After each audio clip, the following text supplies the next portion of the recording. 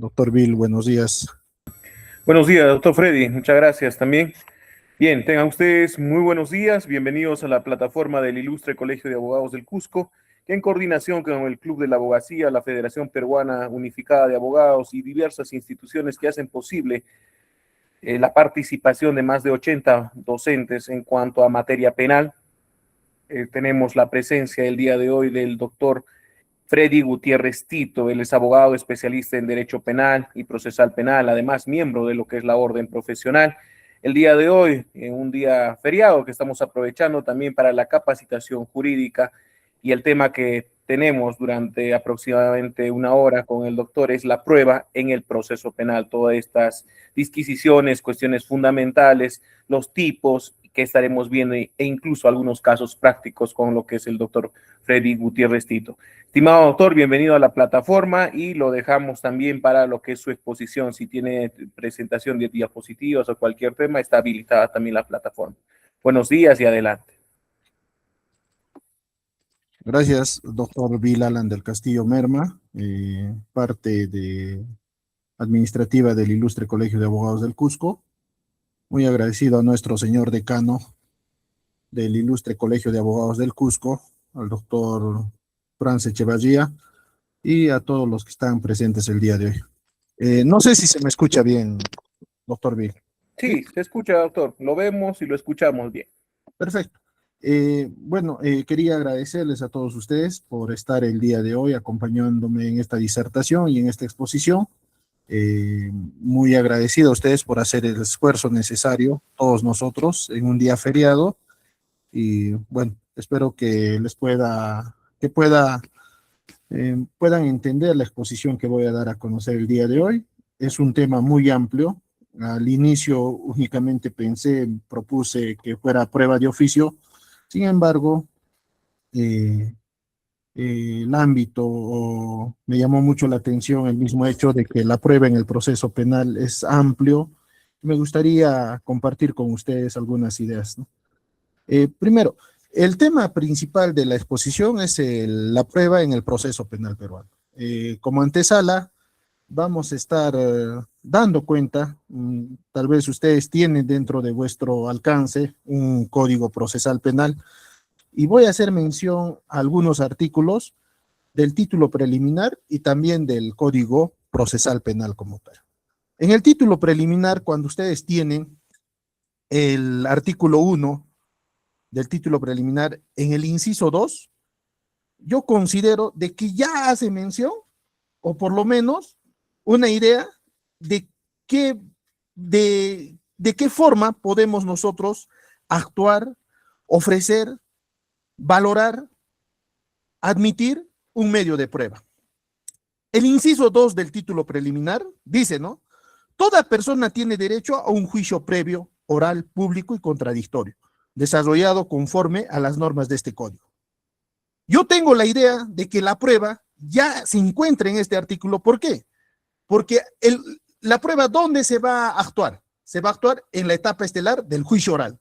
Aunque cabe resaltar que, por ejemplo, la prueba anticipada, que en algunos casos se podría ser un ejemplo, la entrevista en cámara Gesell, va a ser actuada como prueba anticipada ante un juzgado de investigación preparatoria. Pero lo normal es de que se actúe la prueba en el juicio oral. Bajo los alcances de el 356 ya nos establece, ¿no? El juicio oral se llevará bajo los principios de oralidad, inmediación, contradicción, unidad de juicio, entre todo ello.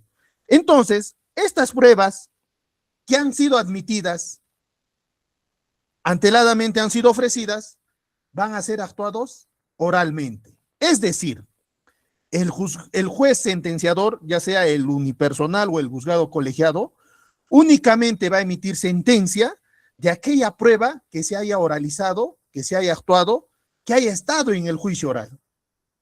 No interesa la carpeta fiscal, no interesa otros documentos, otros incidentes que estén en el proceso, únicamente las que se hayan actuado y se hayan sido oralizadas en el juicio oral. 2 dice, toda persona tiene derecho a un juicio previo oral. Ya, vayamos con la prueba. La prueba tiene que ser oralizada, pública, esa prueba va a ser de conocimiento de todas las partes procesales. Entendamos bien de que parte procesal en la etapa estelar del juicio oral va a ser también la fiscalía. Muchos colegas confunden o tienen ese presentimiento, esa idea de que al ser la fiscalía una entidad autónoma que está reconocida por la Constitución Política del Estado peruano, tiene su propia ley orgánica entre ellos, dan a entender que la fiscalía está a un nivel más alto que el abogado defensor. No. Igualdad de armas, principio de equidad, la fiscalía es parte nada más en el proceso. Así como ellos tienen la posibilidad de ofrecer medios de prueba, nosotros también tenemos, como abogados defensores. Entonces, es público y lo más importante es de que es contradictorio. Es decir, un medio de prueba que haya sido admitido va a ser actuado, se le corre traslado en forma automática a todas las partes, al actor civil, al abogado defensor, al abogado del tercero civilmente responsable y así sucesivamente.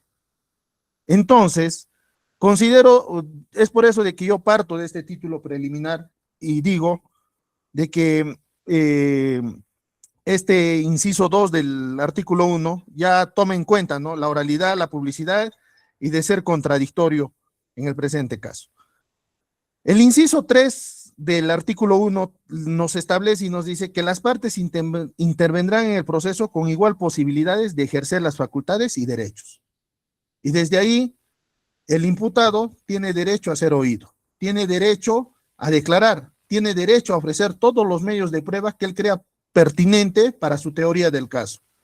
El derecho de defensa ya tiene dos vertientes, por decirlo así, y una de ellas es el derecho de defensa material y el derecho de defensa técnico.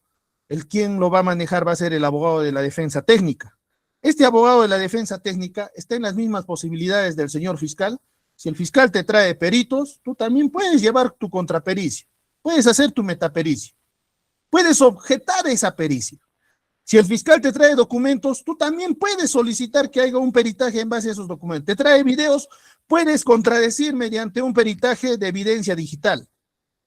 Puedes solicitar de que las cadenas de custodia se hayan respetado entre todos ellos. Entonces, estas partes, quienes somos la fiscalía, el abogado defensor, el imputado, en el proceso penal, tenemos las mismas posibilidades, las mismas facultades y derechos.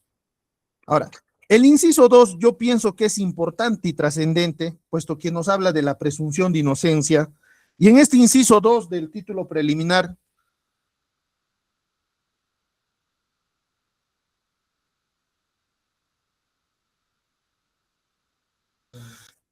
este inciso 2 nos dice, en el inciso 1, toda persona imputada en la comisión de un hecho punible es considerada inocente y debe ser tratada como tal, mientras no se demuestre lo contrario y se haya declarado su responsabilidad mediante sentencia firme, debidamente motivada. Punto seguido, dice, para esos efectos se requiere de una suficiente actividad probatoria de cargo obtenida y actuada con las debidas garantías procesales. Este artículo 2 tiene coherencia, tiene relación, congruencia con el artículo 8 del título preliminar del Código Procesal Penal, que más adelante lo vamos a ver. Tiene coherencia con de que va a haber una sentencia absolutoria siempre y cuando exista insuficiencia de medios de prueba. Es decir, si en el proceso penal, durante el juicio oral, hay insuficiencia de medios de prueba, lo que corresponde es absolución. Si en el juicio existen pruebas de cargo, pruebas de descargo, y no llegan a enervar la presunción de inocencia, no son suficientes para crear certeza, la duda favorece al imputado, artículo 2 del título preliminar, por lo tanto, por duda, debe de absolverle al investigado. Entonces, en este artículo 2 tocamos insuficiencia de medios de prueba y indubio pro reo. Si es que hay pruebas que te van a hacer dudar, pruebas de cargo de la fiscalía, que van con su teoría del caso, pruebas de descargo que van con la teoría del caso del abogado defensor, entonces lo que corresponde es absolución. Un papel importante que juega la prueba en este artículo 2 y es para todos los efectos, ¿no? El artículo 3 también considero de que podríamos tomar en cuenta, puesto que hace mención al nebis in idem, a la interdicción de persecución penal múltiple. Por decirlo así,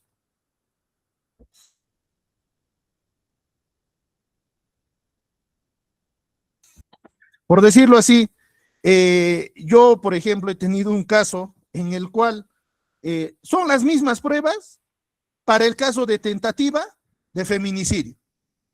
Y son los mismos medios de prueba, los mismos hechos precedentes concomitantes posteriores para un delito de lesiones leves por violencia familiar, artículo 122b, porque le habría generado a las supuestas agraviadas afectación psicológica. Este caso es un solo hecho, tienen los mismos medios de prueba, sin embargo, ¿qué cosa llegó a pasar?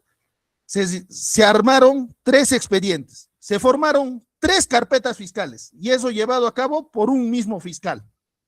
Entonces yo dije, ¿cómo me van a investigar tentativa de feminicidio, lesiones leves por violencia familiar en agravio de una menor, lesiones leves por violencia familiar en agravio de una mayor de edad, si son los mismos hechos, son las mismas pruebas? ¿Por qué no se llevó a cabo en un solo expediente, en una sola carpeta fiscal?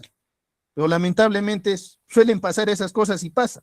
Entonces, le sentenciaron a mi patrocinado por tentativa de feminicidio y en los otros casos se le absolvió, ¿no?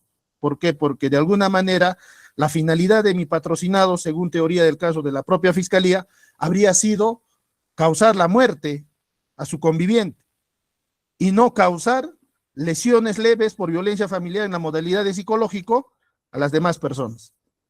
Ahora, el artículo 4 del título preliminar del Código Procesal Penal hace mención al titular de la acción penal, y en este caso debemos entender de que en un primer momento el señor fiscal, la fiscalía, es titular de la acción pública y trata de buscar las pruebas de cargo, ¿no? Dice, el Ministerio Público es titular del ejercicio público de la acción penal en los delitos y tiene el deber de la carga de la prueba.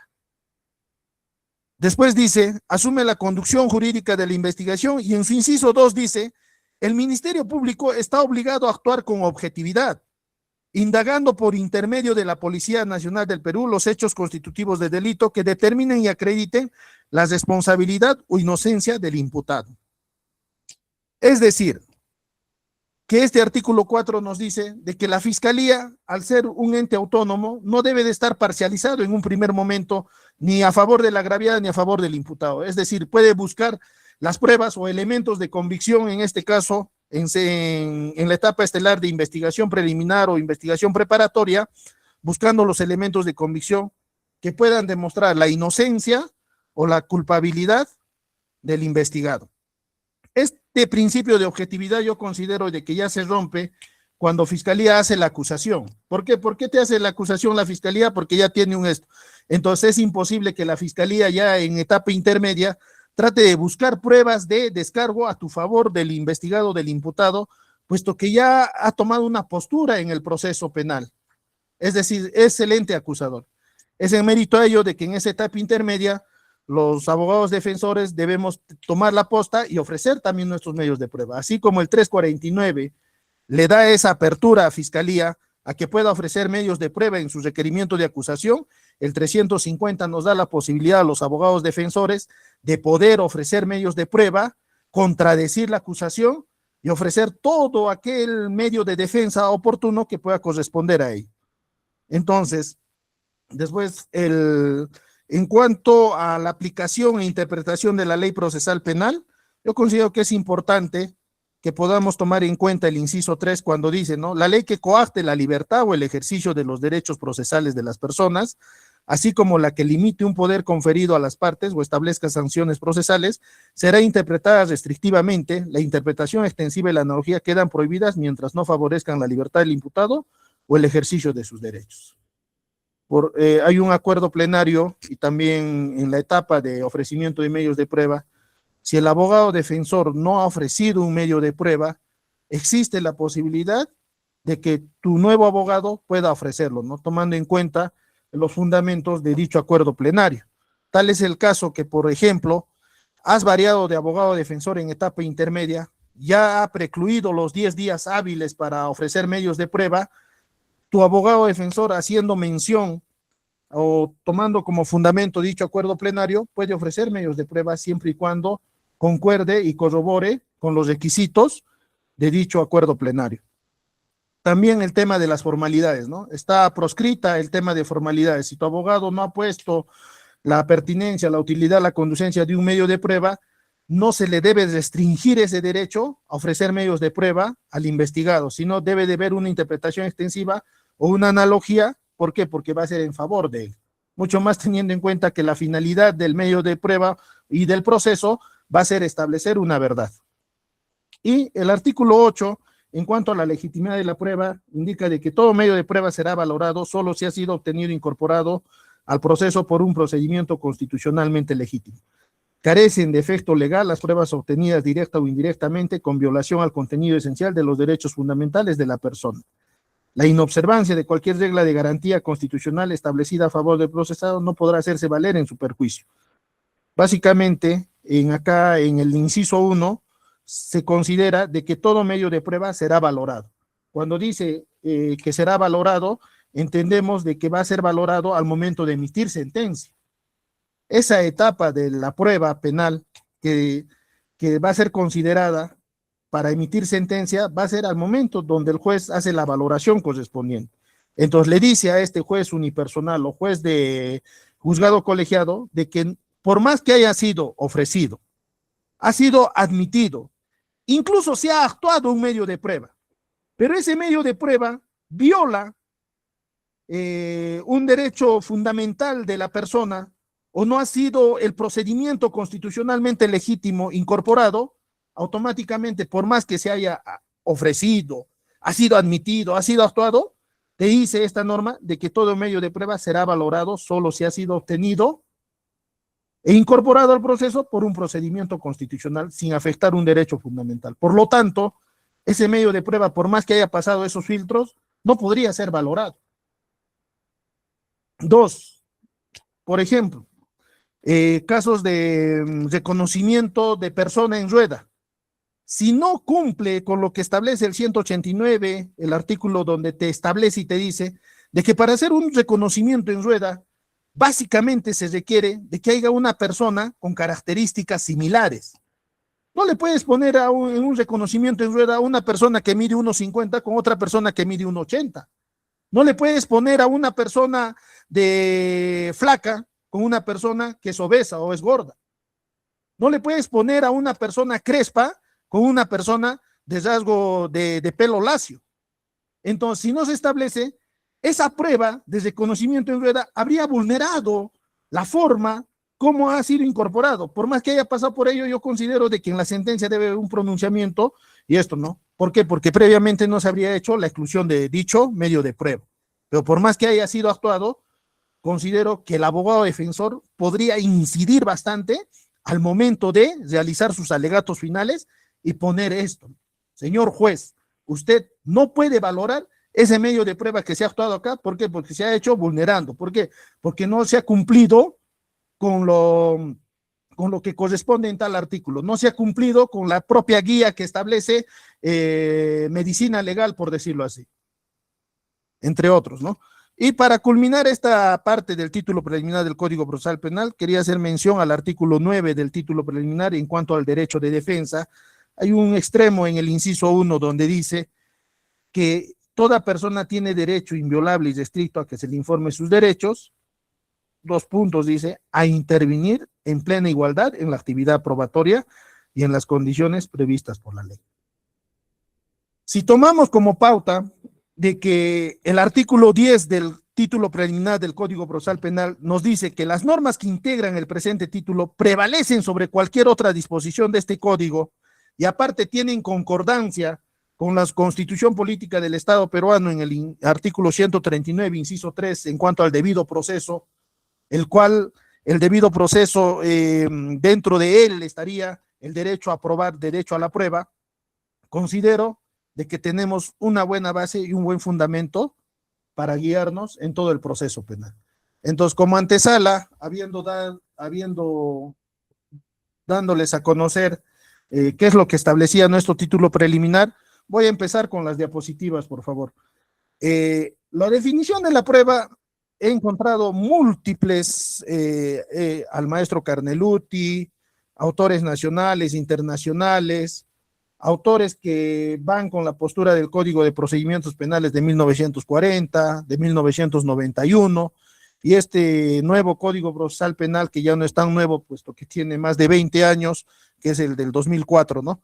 Pero para muestra voy a hacer mención a dos autores, ¿no? El doctor, el maestro José Manuel Neira Flores define a la prueba como todo aquello que tiene mérito suficiente y necesario para que en su calidad de medio, elemento o actividad de prueba pueda formar en el juez la certeza de haber alcanzado la verdad concreta que se produjo durante el proceso y de este único modo desvirtuar la presunción de inocencia.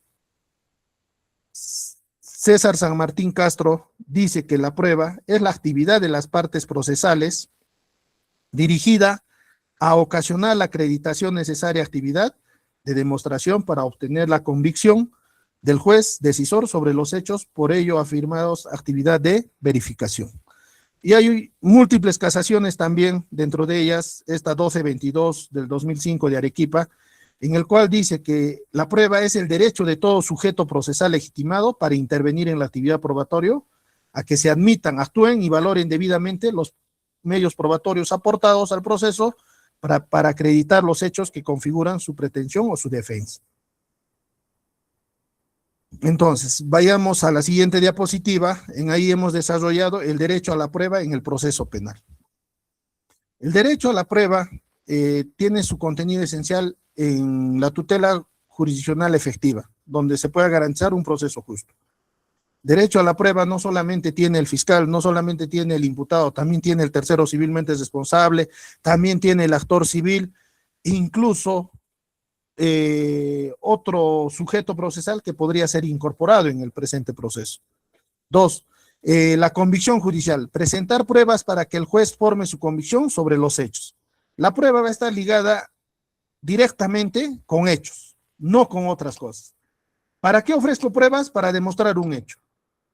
Y si los hechos que nos imputan dicen que habríamos cometido algo destinado al verbo rector, sin embargo, el imputado quiere ofrecer también medios de prueba para destruir que esos hechos no han sido como lo postula la Fiscalía, estamos dispuestos a ofrecer medios de prueba para demostrar ese hecho también, de que no es como dice la Fiscalía. Ahí podríamos usar múltiples motivos, múltiples razones, por ejemplo, las eximentes de error de prohibición, error de tipo. Se podría, el abogado defensor podría ofrecer medios de prueba, una evaluación o una pericia antropológica, una pericia toxicológica o una pericia que determine también de que la menor tenía, habría mediante una pericia psicológica de que se podría tomar en cuenta de que dicha menor habría indicado y había precisado a su enamorado, a su pareja, que no tenía 12 años, sino que tenía más de 14 años. Y con ello se podría hacer mención al tema del error de tipo, ¿no? También en cuanto a la estructura del derecho, es un derecho complejo que incluye ofrecer, admitir, actuar y valorar los medios de prueba. La estructura de la prueba en el proceso penal es de que podemos ofrecerla, podemos admitir, podemos actuar y valorar. Pero hay casos, no sé si a ustedes les habrá pasado, pero a mí sí me ha pasado, de que pese a que en el juicio oral no se ha admitido un medio de prueba, nunca ha sido ofrecido, nunca ha sido actuado, pero sí ha sido valorado por el juez para emitir sentencia condenatoria.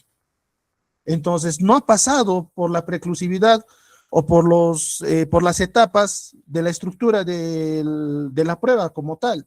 Es decir, nunca ha sido ofrecido, nunca ha sido admitido, nunca ha sido actuado, pero sí ha sido valorado. ¿Por qué? Porque el fiscal ha tenido, el juez ha tenido dentro del cuaderno de debate algunos documentos, los cuales no han sido ofrecidos, no han sido admitidos, no han sido actuados, pero sí han sido tomados en cuenta por él. Es decir, no ha hecho caso al principio de oralidad y no ha valorado únicamente lo que se tenía en el juicio oral como tal, sino ha rebuscado en el expediente, en el cuadernillo de debate, y ha determinado una sentencia condenatoria en base a ello. Por ejemplo, tenemos siempre en el cuaderno de debate, el cual va a tener acceso el juzgado, se tiene, ¿no? Por decirlo así, las declaraciones de las víctimas o de los agraviados. El juez de primera, el juez unipersonal o el juzgado colegiado lleva a cabo el juicio oral. Y esta persona, ante fiscalía o en sede policial, dijo: yo reconozco a esta persona directamente. Esta persona es la que me ha sustraído, dicho bien, o me ha causado la lesión. Pero viene a juicio oral y en el juicio oral dice: no, era otra persona, era de otras características. Es más, dice: no, a mí no me han sustraído, sino se me había caído de mi bolsillo el celular. A mí no me han causado lesiones, sino que esa lesión que yo me he causado ha sido porque me he caído porque estaba en estado de ebriedad. Pero el juez unipersonal a veces toma en cuenta la declaración que está escrita como documento y no toma en cuenta lo que ha dicho el testigo en el juicio oral.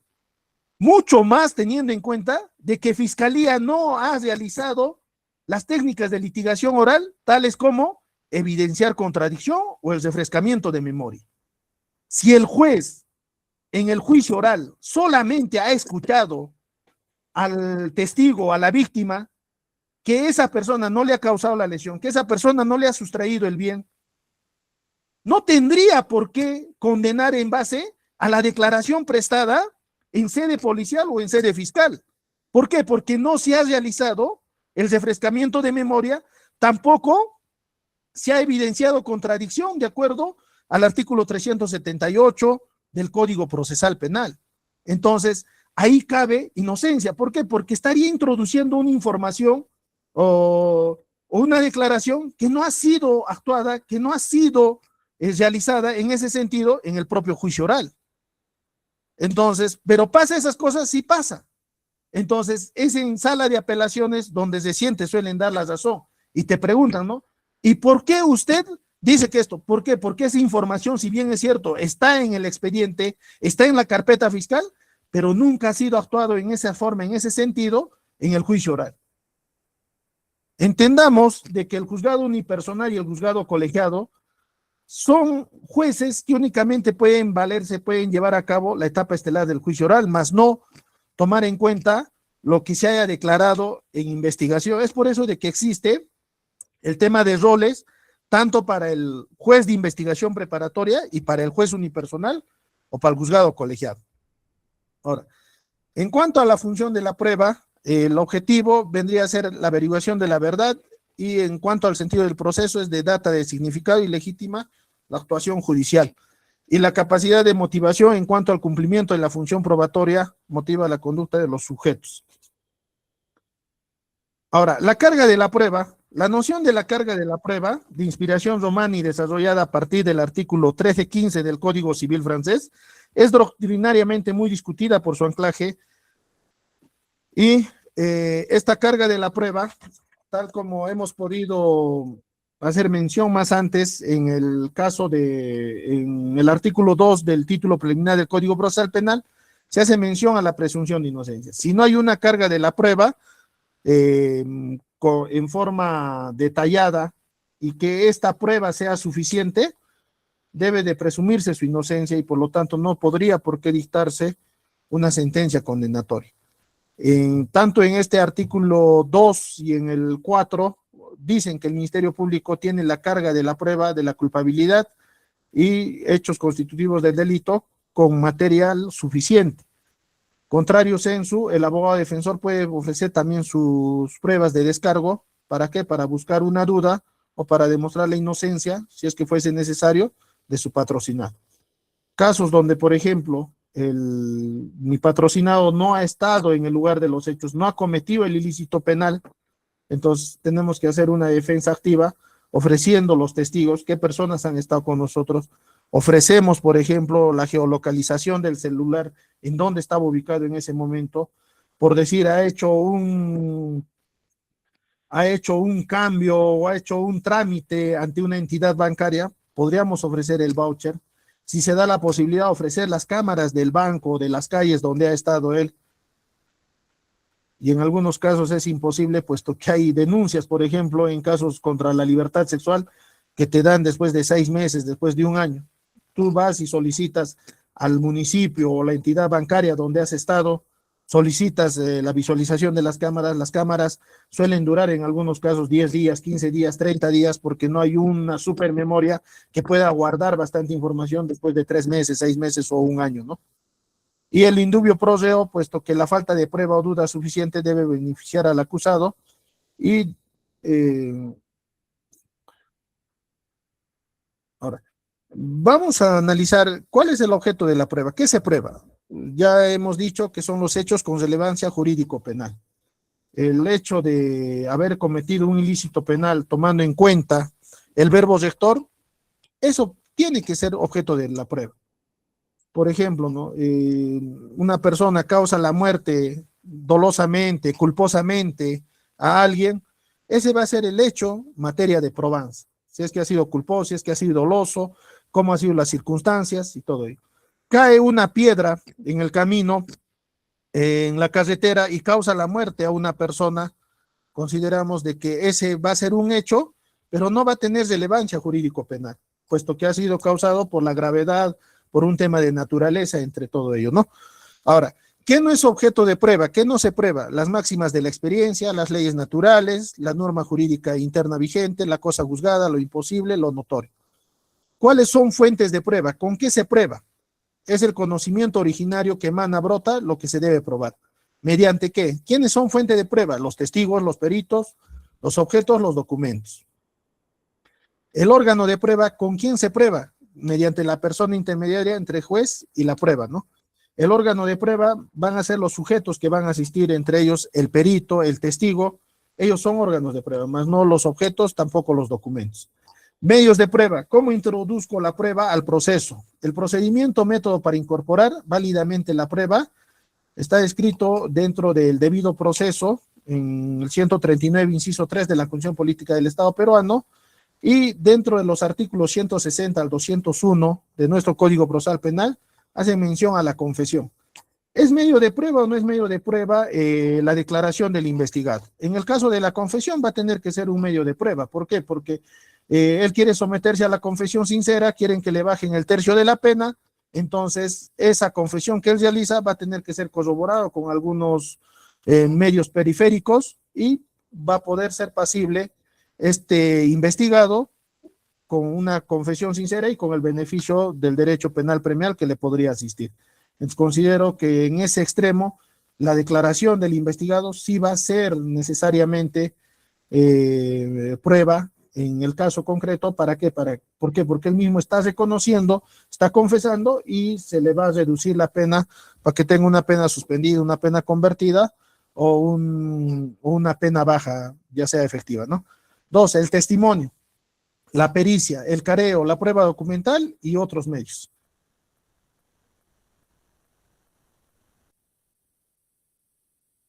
En cuanto a la regulación de la prueba, el marco legal, incluso tenemos un marco legal internacional que viene a ser la Declaración Universal de Derechos Humanos, el artículo 10, toda persona tiene derecho a ofrecer sus medios de prueba en condiciones de plena igualdad y a ser oída. Eso lo transcribe también el título preliminar del Código Procesal Penal y la Constitución Política del Estado peruano. En el artículo 139, inciso 3, la observancia del debido proceso y la tutela jurisdiccional efectiva. En el Código Procesal Penal, en cuanto nuestro Código Procesal Penal tiene un título en cuanto a los preceptos generales, y en la sección 2 está determinado desde los artículos 155 al 252 la prueba como tal. Y los principios de la prueba están en el 155 al 159, los medios de prueba están desde el 160 al 201, y hay otros medios de prueba, como son pruebas materiales, entre otros, que también están transcritos en nuestro Código Procesal Penal. Ahora, la admisibilidad de la prueba en el proceso penal. El juicio de admisibilidad, el examen judicial, la verificación de condiciones mínimas de las pruebas ofrecidas. el pronunciamiento tiene que ser expreso, obligación de admitir o rechazar. Fiscalía ofrece sus medios de prueba en la etapa intermedia, mediante el requerimiento de acusación.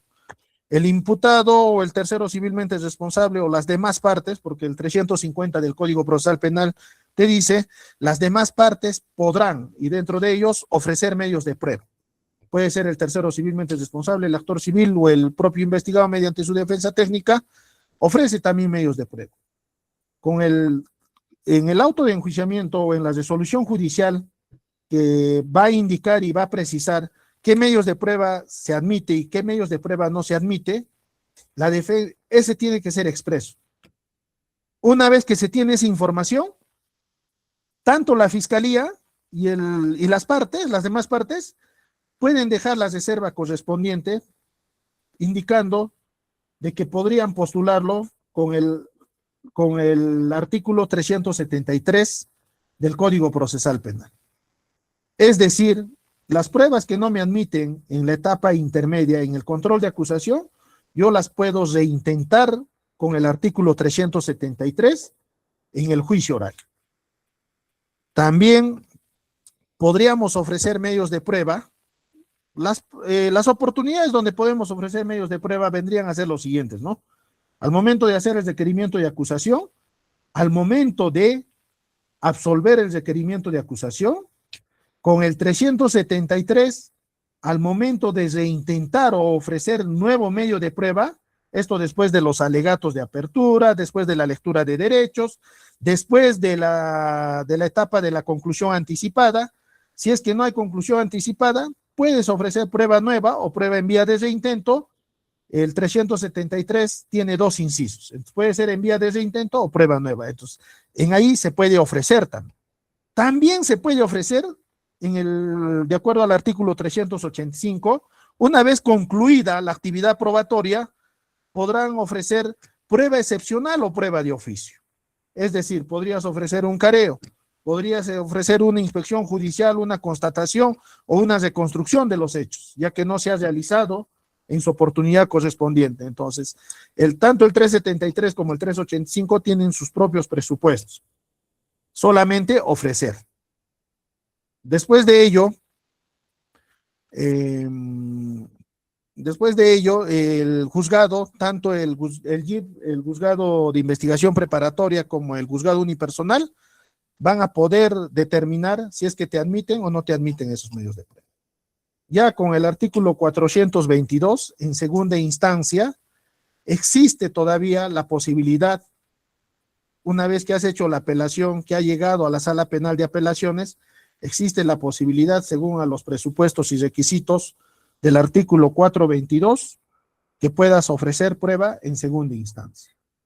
E incluso estando en apelación ya, también puedes solicitar, si es necesario, fundamental para tu teoría del caso, en segunda instancia podrías hacer mención nuevamente del 385, pero en segunda instancia. Es decir, si no te han admitido con el 422 pruebas en segunda instancia, puedes solicitar después de que se han actuado en la propia audiencia de apelación, de que se realice o de que te admitan prueba de oficio o prueba excepcional en segunda instancia, tomando en cuenta los mismos presupuestos del artículo 385. Ahora, en cuanto al aspecto formal de control, el requisito de validez, la oportunidad del ofrecimiento en la etapa intermedia, la identificación, los datos son necesariamente fundamentales, nombres, domicilios, sobre qué va a declarar, tanto los testigos o el peritaje, y indicando el aporte esperado. Ahí básicamente se va a discutir, ¿no?, la pertinencia, la utilidad, la conducencia, y de que estos no sean sobreabundantes. En cuanto al aspecto material de control, los requisitos sustantivos van a ser la pertinencia, utilidad, la conducencia, y en el aspecto formal, la oportunidad procesal. Es decir, si es que lo estás cumpliendo dentro del plazo de 10 días o en su oportunidad, teniendo en cuenta que la preclusión es algo que tenemos que tomar en cuenta, puesto que pasados los 10 días hábiles de haber sido notificado con el requerimiento de acusación, no podrías solicitar de que se incorpore algún medio de prueba. De la misma manera, una vez que Fiscalía realiza su requerimiento de acusación, no podría decir Fiscalía posteriormente, ya en audiencia de control de acusación, que me he olvidado, he omitido ofrecer este medio de prueba, incorporar. ¿Por qué? Porque la preclusión también es para Fiscalía, es para el actor civil, para el imputado, para todas las partes.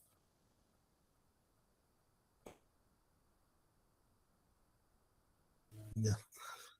Ahora, en cuanto a los principios que rigen la actividad probatoria, vendría a ser la unidad de prueba. Esta es la valoración conjunta por el juez para alcanzar certeza y minimizar errores. Dentro de nuestro Código Procesal Penal, la valoración tiene que ser individual y también una valoración conjunta.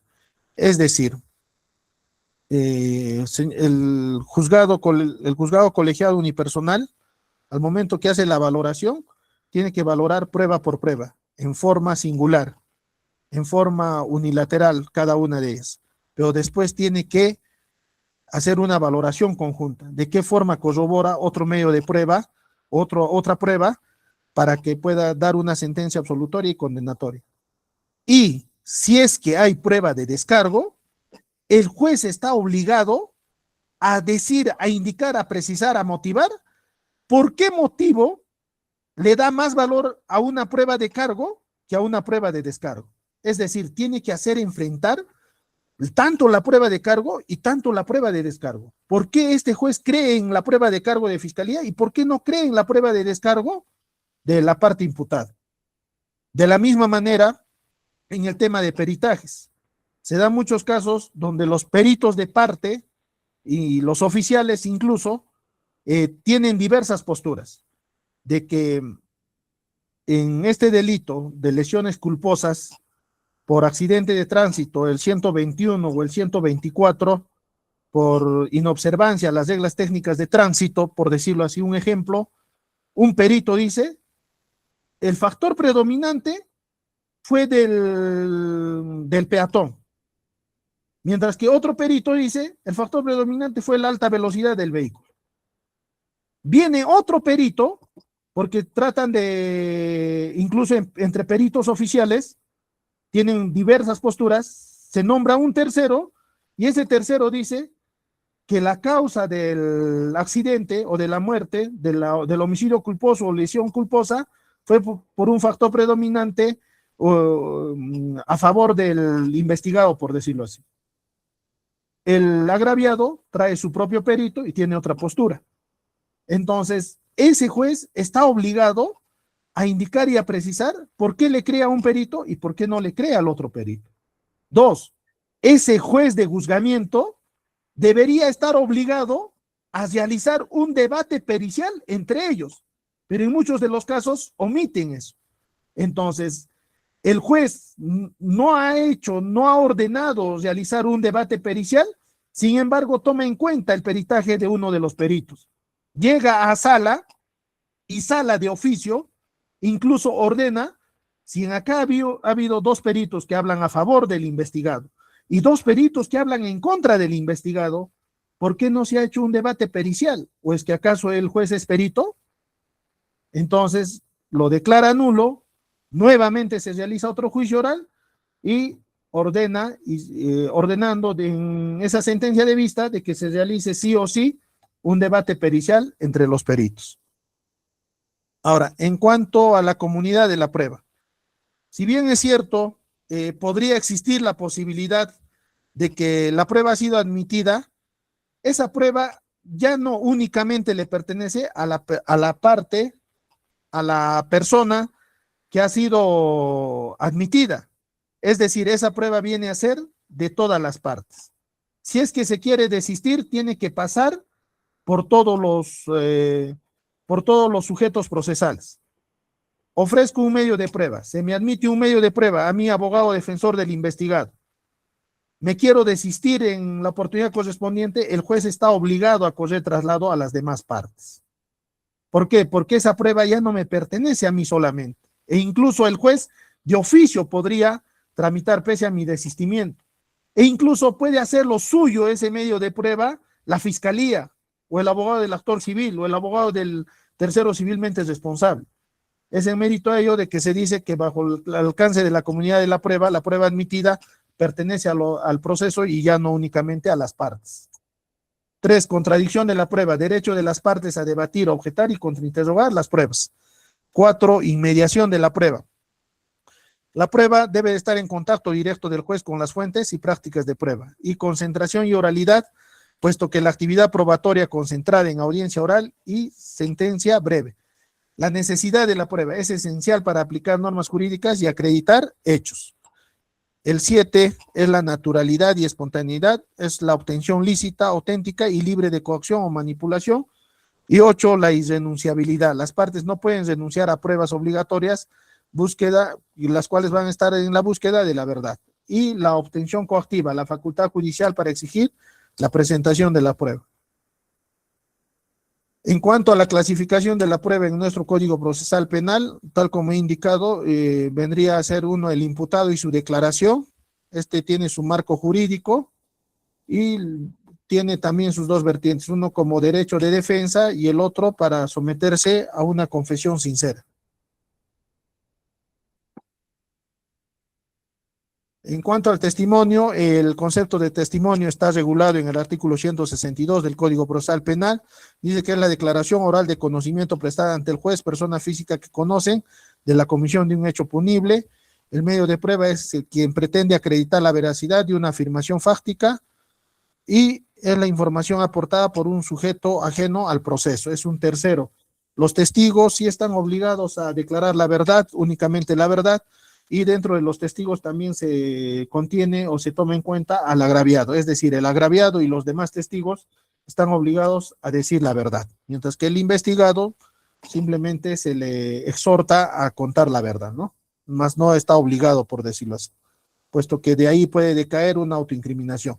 En cuanto a las características del testigo, va a ser una persona física quien va a comunicar las percepciones que ha tenido él sobre los hechos. Y tipos de testigo, hay tipos de testigos directos y de referencia. Testigos directos, quienes han estado en el lugar de los hechos, han visto cómo ha ocurrido el hecho delictivo, y de referencia a través de terceros. Objeto de la declaración son los hechos pasados presentes, no opiniones o juicios de valor.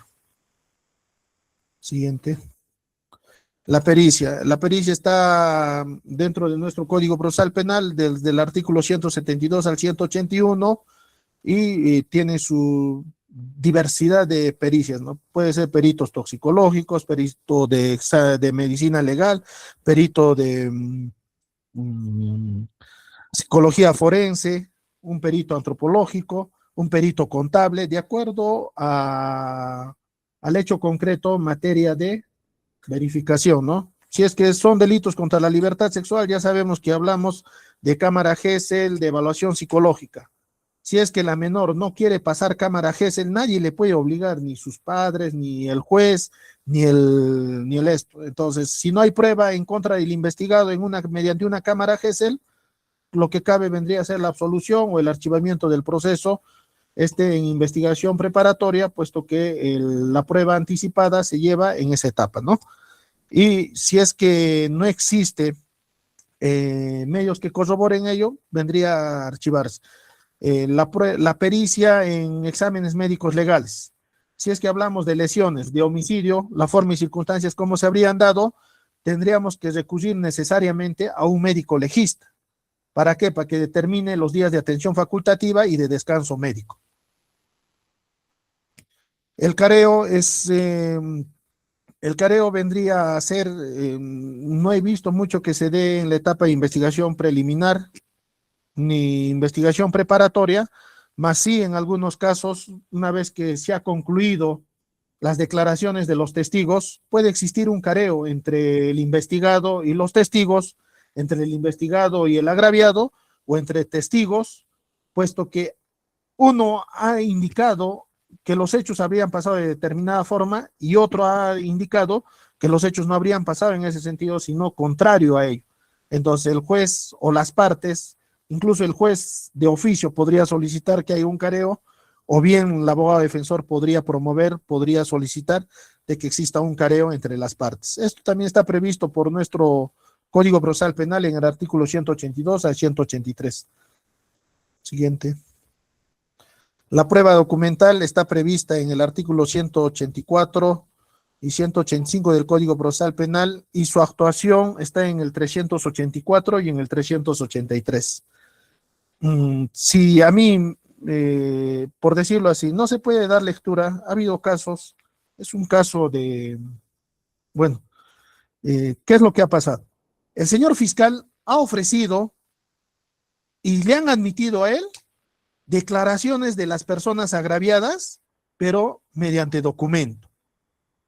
Es decir, no se ha cumplido el principio de oralidad, inmediación y contradicción. ¿Por qué? Porque al haberse actuado las declaraciones testimoniales, pero en documento únicamente se ha dado lectura. ¿Por qué? Porque ha sido en esa forma ofrecida y ha sido admitida y también se ha actuado. La sentencia ha sido una sentencia condenatoria en la cual la defensa técnica ha solicitado la nulidad del esto. ¿Por qué? Porque se habría violado el 383 y 384. ¿Por qué? Porque en ahí te prevé que únicamente podrá darse lectura a las declaraciones de los testigos o a los peritajes y tiene sus causales, ¿no? Por ejemplo, que hayan fallecido, que tengan una enfermedad, que sean personas que no se les puede ubicar, entonces tienen sus presupuestos. Pero si no concurre ello, no tendría por qué actuarse. ¿Por qué? Porque viola lo que describe el artículo 1 del Código Procesal Penal y el 356 del Código Procesal Penal, puesto que a la prueba, al papel, no le vas a hacer contradicción, no le vas a decir por qué ha dicho usted acá esto y por qué acá esto. ¿Por qué? Porque es un documento. Entonces, dentro del artículo 384, me parece, o me estoy equivocando, hace mención, ¿no?, de que ese tipo de declaraciones que se den lectura, por más que se hayan dado lectura, no podrán ser tomadas en cuenta para la emisión de una sentencia condenatoria. Entonces, tiene sus formas y tiene sus requisitos, ¿no? Por ejemplo, los peritajes, un examen médico legal, una evaluación psicológica, no se podría únicamente dar lectura, sino también tiene que tiene que someterse a un interrogatorio y contrainterrogatorio según a lo que prevé el Código Procesal Penal. Sí.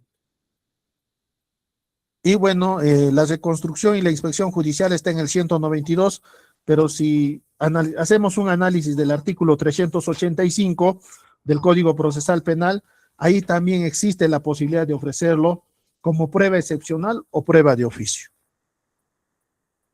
Siguiente. Hay pruebas especiales que están en el artículo 195 y siguientes, como son el levantamiento de cadáver, otras pruebas especiales, por ejemplo, la prueba de ADN.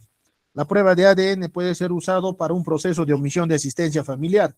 Ahora, con las últimas casaciones que hemos podido notar, si incluso en la etapa estelar del juicio oral de un proceso penal por omisión de asistencia familiar, si tú llegas a tener un ADN que no es tu hijo, te podría servir. ¿Por qué? Porque básicamente no vas a ser condenado, pese a que haya pasado la liquidación, haya pasado la aprobación, la emisión de copias, mucho más que el delito de omisión de asistencia familiar, se habría cometido con la resolución que te apercibe y te da la oportunidad de 5 días o 3 días para que realices el pago bajo apercibimiento de emitirse las copias por el delito de omisión de asistencia familiar.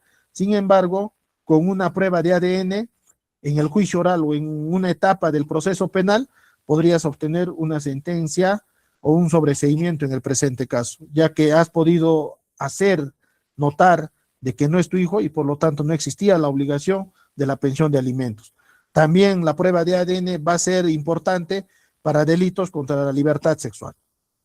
Menor agraviada o víctima de delito contra la libertad sexual, violación sexual, dice, tal persona me ha violado. Esa persona dice que yo nunca he tenido relaciones sexuales, producto de ese hecho sexual, supuestamente la parte agraviada está embarazada, se hacen los ADN correspondientes y no existe el menor producto de esa supuesta violación, no es su hijo de la otra parte. Por lo tanto, si se tiene ello en cuenta, no habría el delito de violación sexual, puesto que no se corroboraría, porque la víctima ha indicado con la única persona que habría tenido relaciones sexuales o habría sido abusada, habría sido con el imputado, pero más allá una prueba de ADN que tiene un porcentaje de 99.9% de certeza si es su hijo o no es su hijo, y sale que no es su hijo, entonces está mintiendo la parte agraviada.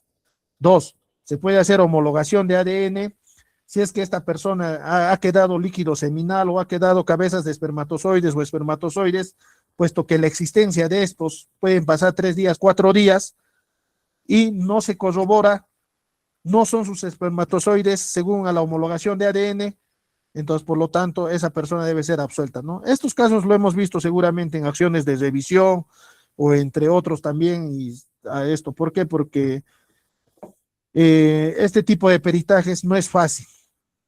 La propia fiscalía, mediante su instituto de medicina legal, no tienen en Cusco, por ejemplo, creo que hay en Arequipa y lo mandan a Lima, y estos resultados suelen llegar después de 1 año, después de 6 meses o 2 años inclusive.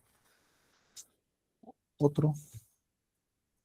El procedimiento probatorio, ya creo que hemos indicado, el ofrecimiento de medio de prueba se puede dar en diversas etapas, incluso en la intermedia e incluso en el juicio oral. La admisión de medios de prueba va a ser mediante el auto de enjuiciamiento o la resolución que admite medios de prueba, y en el juicio oral en ese mismo momento, es decir, tú postulas medios de prueba en vía de reintento, postulas medios de prueba nuevo con el 373 o con el 385, en ese mismo acto o a la siguiente audiencia, el juez unipersonal o juzgado colegiado te admite o no te admite los medios de prueba. 3. La actuación de medios de prueba se va a dar en la etapa estelar del juicio oral, cuando vengan a declarar dichas personas y puedan ser sometidos a un interrogatorio y contrainterrogatorio. El perito, de igual manera, podrá dar a conocer cuáles son las conclusiones o dará a conocer qué acciones has realizado, qué tipo de peritaje has realizado, cuál fue el objetivo, la finalidad, y con ello se va a actuar el medio de prueba. Y la valoración se va a dar al momento de que se emite sentencia. Siguiente. Bueno, límites de la libertad probatoria, existen bastantes. Después, ¿qué más? Bueno, doctor Bill, colegas y todas las personas que están presentes el día de hoy, espero que hayan podido tomar en cuenta algunos aspectos.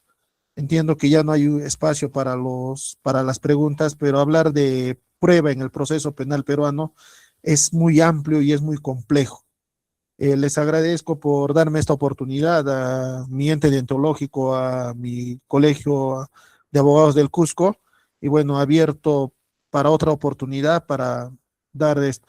Hay bastante jurisprudencia, no la he querido indicar porque creo que sería vasto, ¿no? Existen libros, por ejemplo, de Ayrton Arizaga, que habla de la prueba en el proceso penal peruano, del eh, doctor Henry Coronado Salazar, quien tiene su manual práctico de contrainterrogatorio a peritos, de Castro Alba también, que tiene la prueba. Incluso existe un manual de prueba indiciaria donde se coloca infinidad, cantidad de esto sobre la prueba indiciaria, puesto que es una de las modalidades de prueba, no indicios, sino prueba indiciaria, y que no haya la existencia de contraindicios para emitir una sentencia condenatoria. El acuerdo plenario 2-2005 en cuanto a delitos contra la libertad sexual es suficiente la declaración de eso hay que pelearlo, hay que debatirlo con una contrapericia o con tu psicólogo de parte, perito de parte, el cual seguramente el doctor Américo en la siguiente sesión o de acá de 1 minuto va a exponer, ¿no? Por lo demás, doctor Vilalan, creo que ya no hay espacio.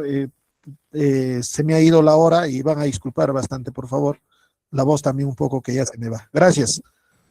Muchas gracias, estimado doctor Freddy. Agradecidos nuevamente a través de lo que es la dirección académica, FGI, en especial de nuestro decano, que mediante la resolución 077-2026 ha aprobado lo que es la realización de esta diplomatura superior. Del mismo modo, le haremos llegar la resolución número 425 al doctor Freddy Gutiérrez Tito, que reconoce y felicita su participación en esta Diplomatura Superior de Derecho Penal 2026, y es un gusto siempre tenerlo en la plataforma de lo que es la orden profesional. Un fuerte abrazo, estimado doctor, y muchas gracias por su participación.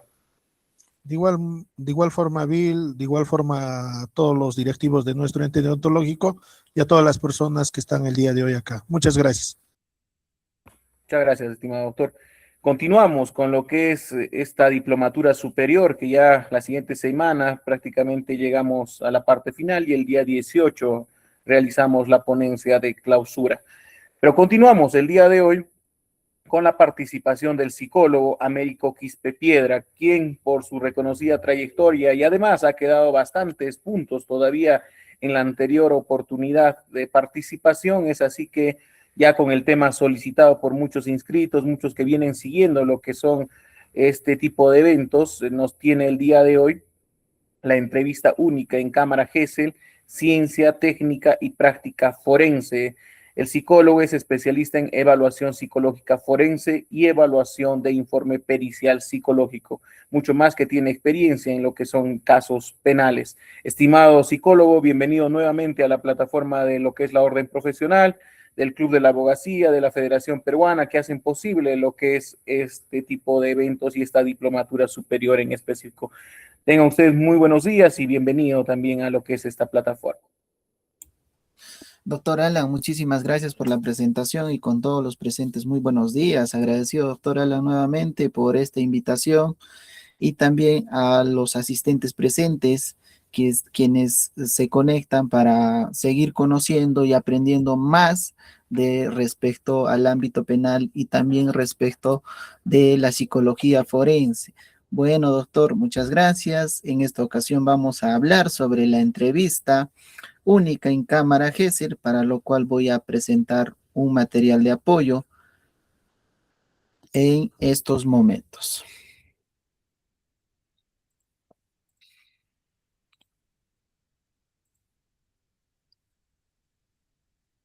Sí, se aprecia, psicólogo. Perfecto, doctora Alan, muchas gracias.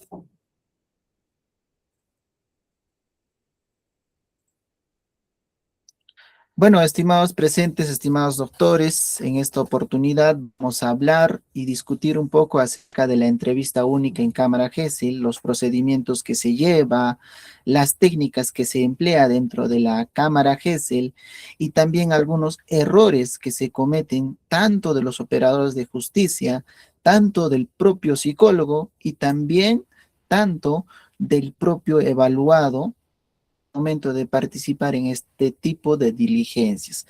Sin más que decir, vamos a continuar con esta ponencia y también más adelante vamos a tratar respecto a la evaluación psicológica y tanto también a la entrevista. ¿Cuál es la diferencia entre una entrevista única en Cámara GESEL y una evaluación psicológica de tipo forense? Muy bien, antes de empezar con el tema de esta ponencia del día de hoy, vamos a definir claramente qué es Cámara GESEL, en qué consiste, cuáles son sus objetivos, de dónde viene, quién lo ha creado, cómo lo ha creado, con qué fines lo ha creado.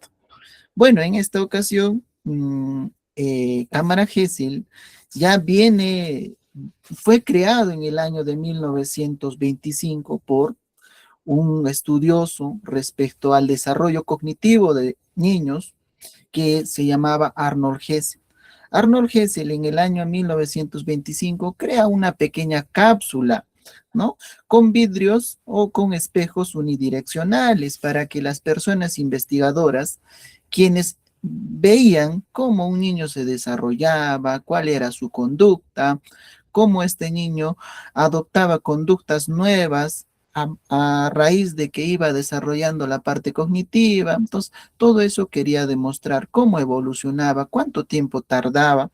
Todo eso quería demostrar Arnold Hessel, por lo cual ha creado una cápsula en donde ponía un sujeto experimental, es decir, ponía a un menor de edad, ¿no?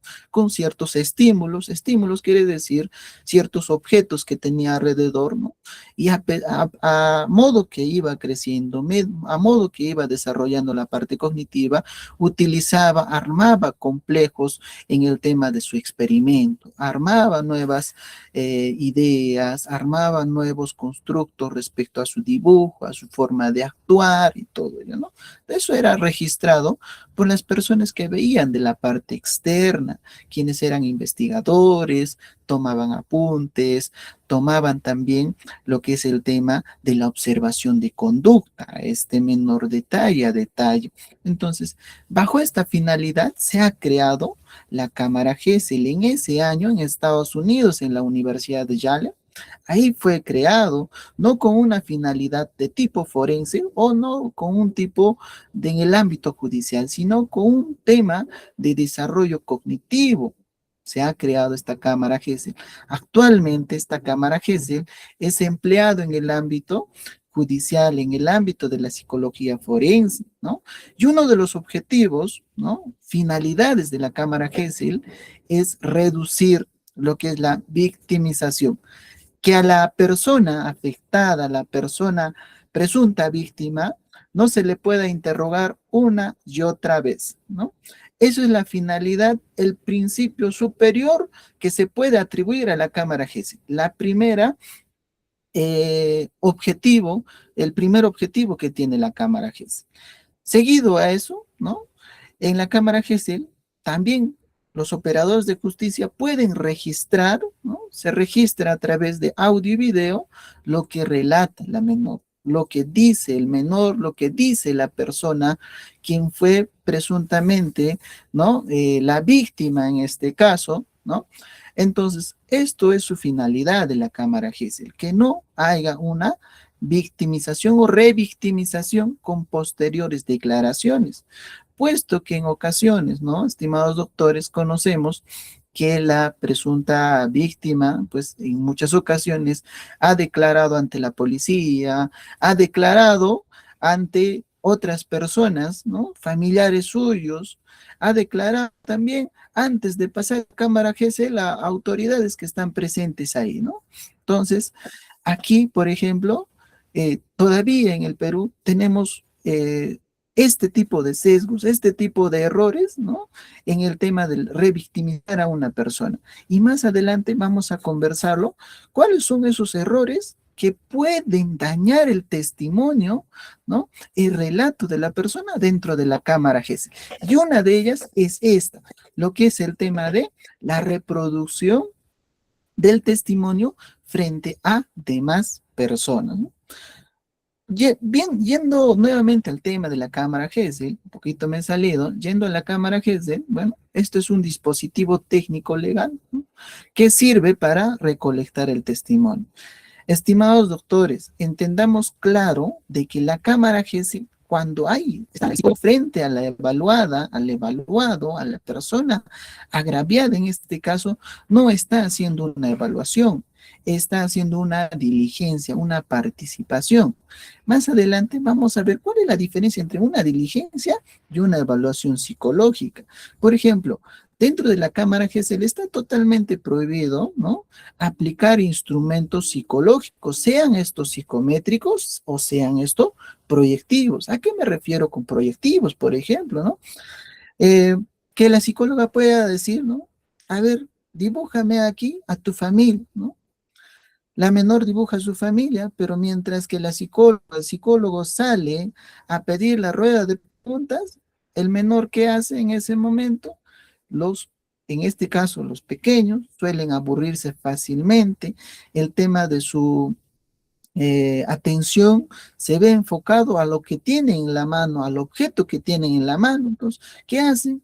Empiezan a doblar la hoja, empiezan a garabetear ese supuesto evaluación que tienen a ellos, ¿no? Entonces, la evaluación en un momento era evaluación, pero después se convirtió en algo de juego, lo doblan, lo hacen no sé, un barquito, un avioncito, lo tiran al piso, se les cae, la psicóloga no vuelve, lo borran, lo vuelven a dibujar. Entonces, no estaría permitido aplicar una evaluación de tipo proyectivo o de tipo psicométrico dentro de la cámara Gesell, ¿no? Muy bien, continuando. Tengamos en cuenta dos documentos fundamentales que se maneja a la fecha. Primero es la guía de procedimientos de entrevista, que nos viene acompañando desde el año 2016. Y segundo, tengamos en cuenta que tenemos otro documento esencial, que es la guía de la guía metodológica para la evaluación psicológica forense, ¿no? ¿Cuál aplicamos en el ámbito de la Cámara GESEL? Aplicamos la guía de procedimientos de entrevista, que es del año 2016, ¿no? Y esta guía metodológica es recién actualizada en el año 2025. A la fecha ya tenemos actualizaciones del 2020, del 2016, del 2021, del 2025, la última que estamos usando. Pero me dirán, ¿cuál es la diferencia? ¿Se puede aplicar los dos en la entrevista? No. Lo que se aplica en la entrevista es la guía de procedimientos de entrevista única en cámara GESEL, mientras que la guía lo utilizamos posterior a la entrevista para hacer la recabación de información, para poder indagar la historia psicobiográfica conocida en el ámbito del ámbito forense y conocida en el ámbito clínico, la historia de vida, el anamnesis de la persona, cómo era el tema de su niñez, de la adolescencia, si es adulta, cómo era su adultez de esta persona, ha habido problemas, no ha habido problemas, cómo era la resolución de problemas, ¿no? Cuáles son las metas que ella tenía, él tenía, ¿no? Todo eso se explora dentro de cuál de ellos, dentro de la guía metodológica para la evaluación psicológica forense, ¿no? Es un tema que se utiliza posterior a la entrevista, a la diligencia en cámara GESEL, ¿no? Yendo un poco a lo que es a la guía de procedimientos de entrevista. ¿Qué nos dice aquí, ¿no? Haciendo un paréntesis, desde la psicología, tenemos rumores de que este año posiblemente esta guía de procedimientos de entrevista, ¿no? En cámara GESEL se vaya a actualizar y será de mucha importancia de que se actualice, porque hay mucho en el tema de la entrevista dentro de esta guía que no está consignado, no está avalado muchos protocolos internacionales que se utilizan para la entrevista, como viene a ser el protocolo Niche, el protocolo Corner House, la entrevista cognitiva, ¿no? Que no están incluidos como tal, ¿no? Simplemente nos dan pasos, ¿no? Nos dan las fases de la entrevista, ¿no?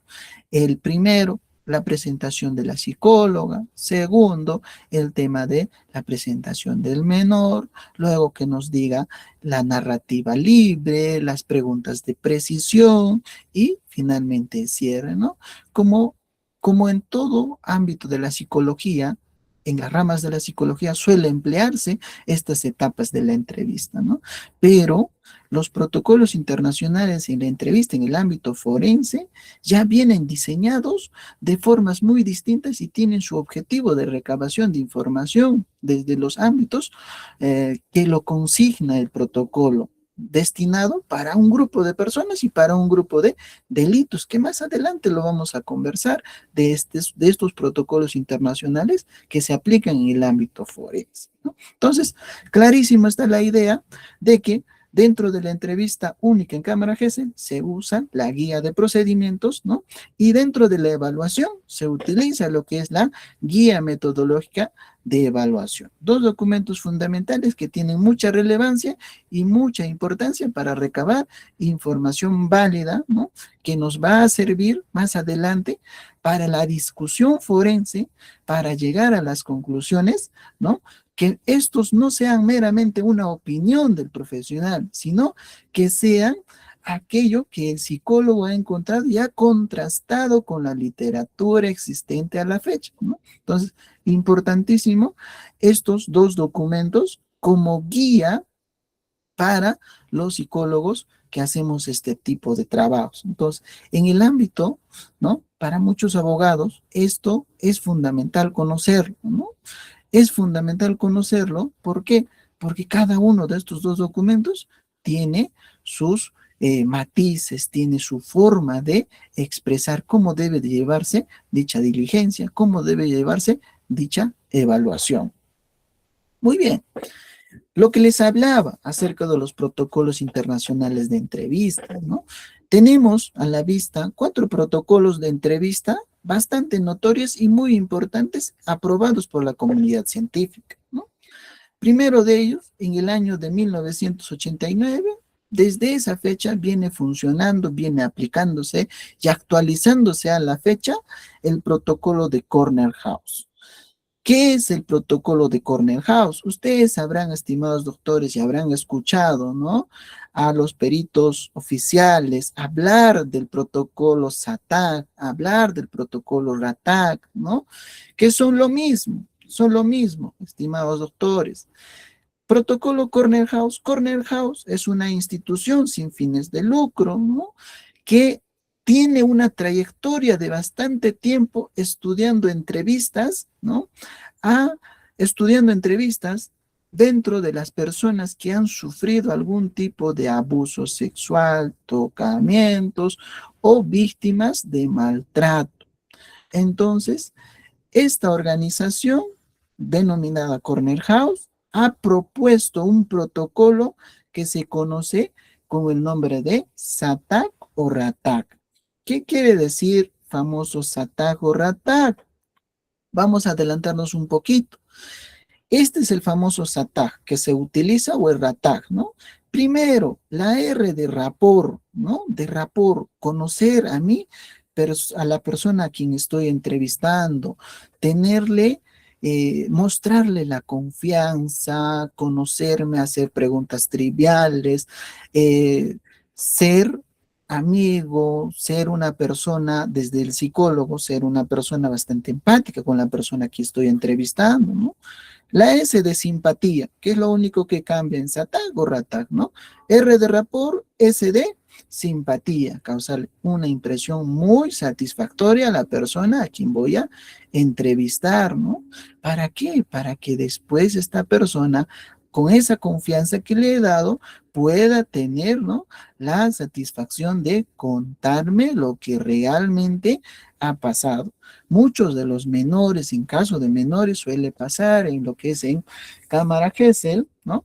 Se ponen en la decisión defensiva, ¿no? Con el psicólogo, y el psicólogo o la psicóloga tiende a optar una posición de autoridad, de superioridad, y el menor ahí, ¿no?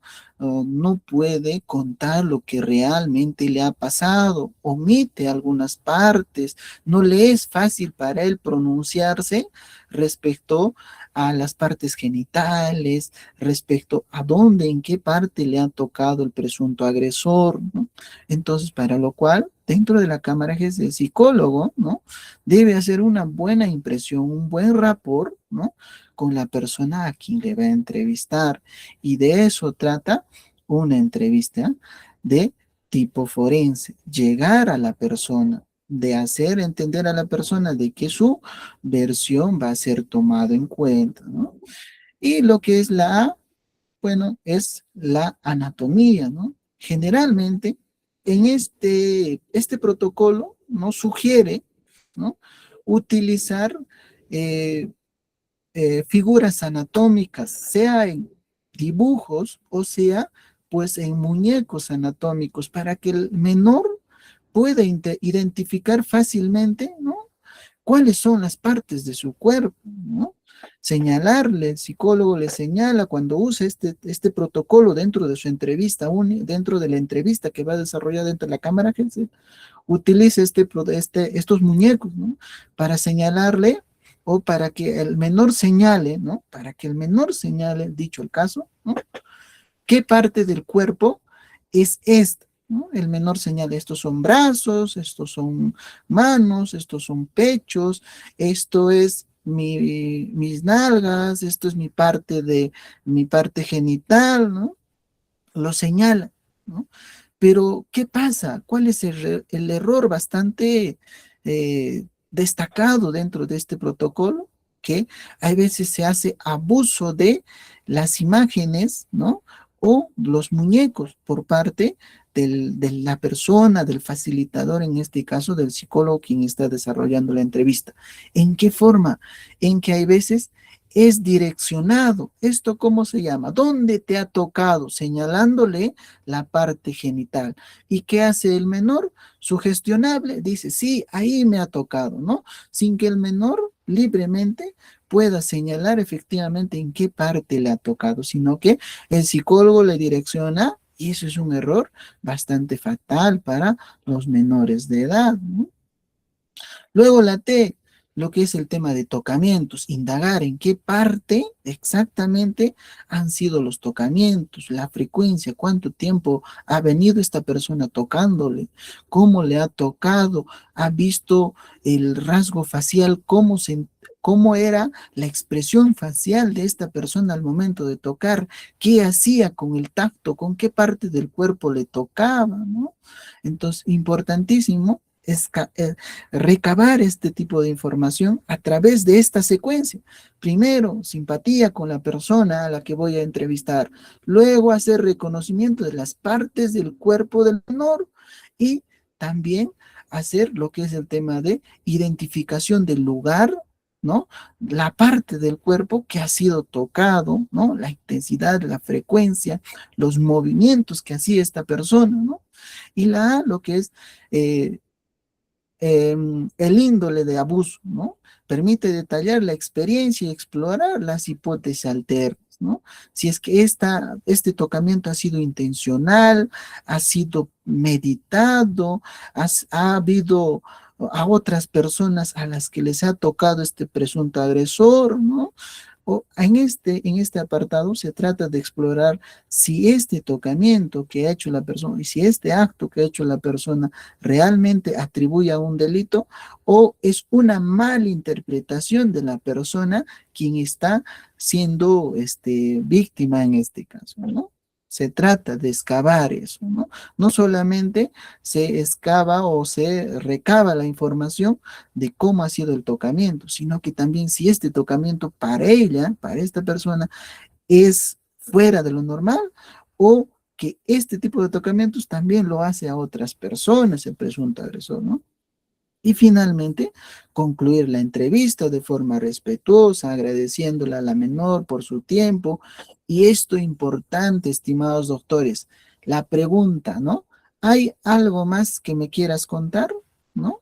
Muchas veces, ¿no? Dentro de la entrevista puede haber algo que el menor no le haya contado al psicólogo, ¿no? O el psicólogo no le haya preguntado en su defecto, pero la menor lo tiene ahí. Entonces, importantísimo recabar, ¿no? ¿Qué es lo que, algo más que le quiera contar al psicólogo? Entonces, de esto trata, estimados doctores, el protocolo Corner House. Y como les decía, mayormente está enfocado a quienes, a la población infantil, ¿no? ¿Cuál es su objeto de estudio de este protocolo Corner House? Explorar el contacto físico, como les decía, ¿no? Explorar el contacto físico, en qué parte del cuerpo, ¿no? ¿Con qué parte del cuerpo? ¿En qué parte del cuerpo? ¿Con qué parte del cuerpo? ¿Cómo era ese tocamiento? ¿Se atribuye que era normal o que lo hacía con otras personas, ¿no? Entonces, ese tipo de indagaciones se hace con este protocolo, ¿no? Y hay algo fundamental, considerar los factores de desarrollo del menor, ¿no? Porque no es lo mismo entrevistar a un menor de años que entrevistar a un menor de 10 años, totalmente diferentes, ¿no? Un menor de 5 años te puede decir, sí, ayer me ha tocado, o te puede decir, mañana me ha tocado, ¿no? En el contexto del tiempo-espacio, ellos todavía no están orientados, ¿no? Ayer no ha venido, el otro año no ha venido, te puede decir, ¿no? Ayer me ha tocado, hoy día me ha tocado, te puede decir, ¿no? Entonces, es importantísimo considerar el tema del desarrollo cognitivo del menor y también hacer el tema de que el vocabulario, ¿no? Del psicólogo quien va a desarrollar la entrevista sea acorde a la edad, ¿no? Entonces, esto es lo que nos dice el protocolo Corner House a través del SATAL y el RATAG, ¿no? O el RATAG en su defecto. Luego, dentro de las entrevistas,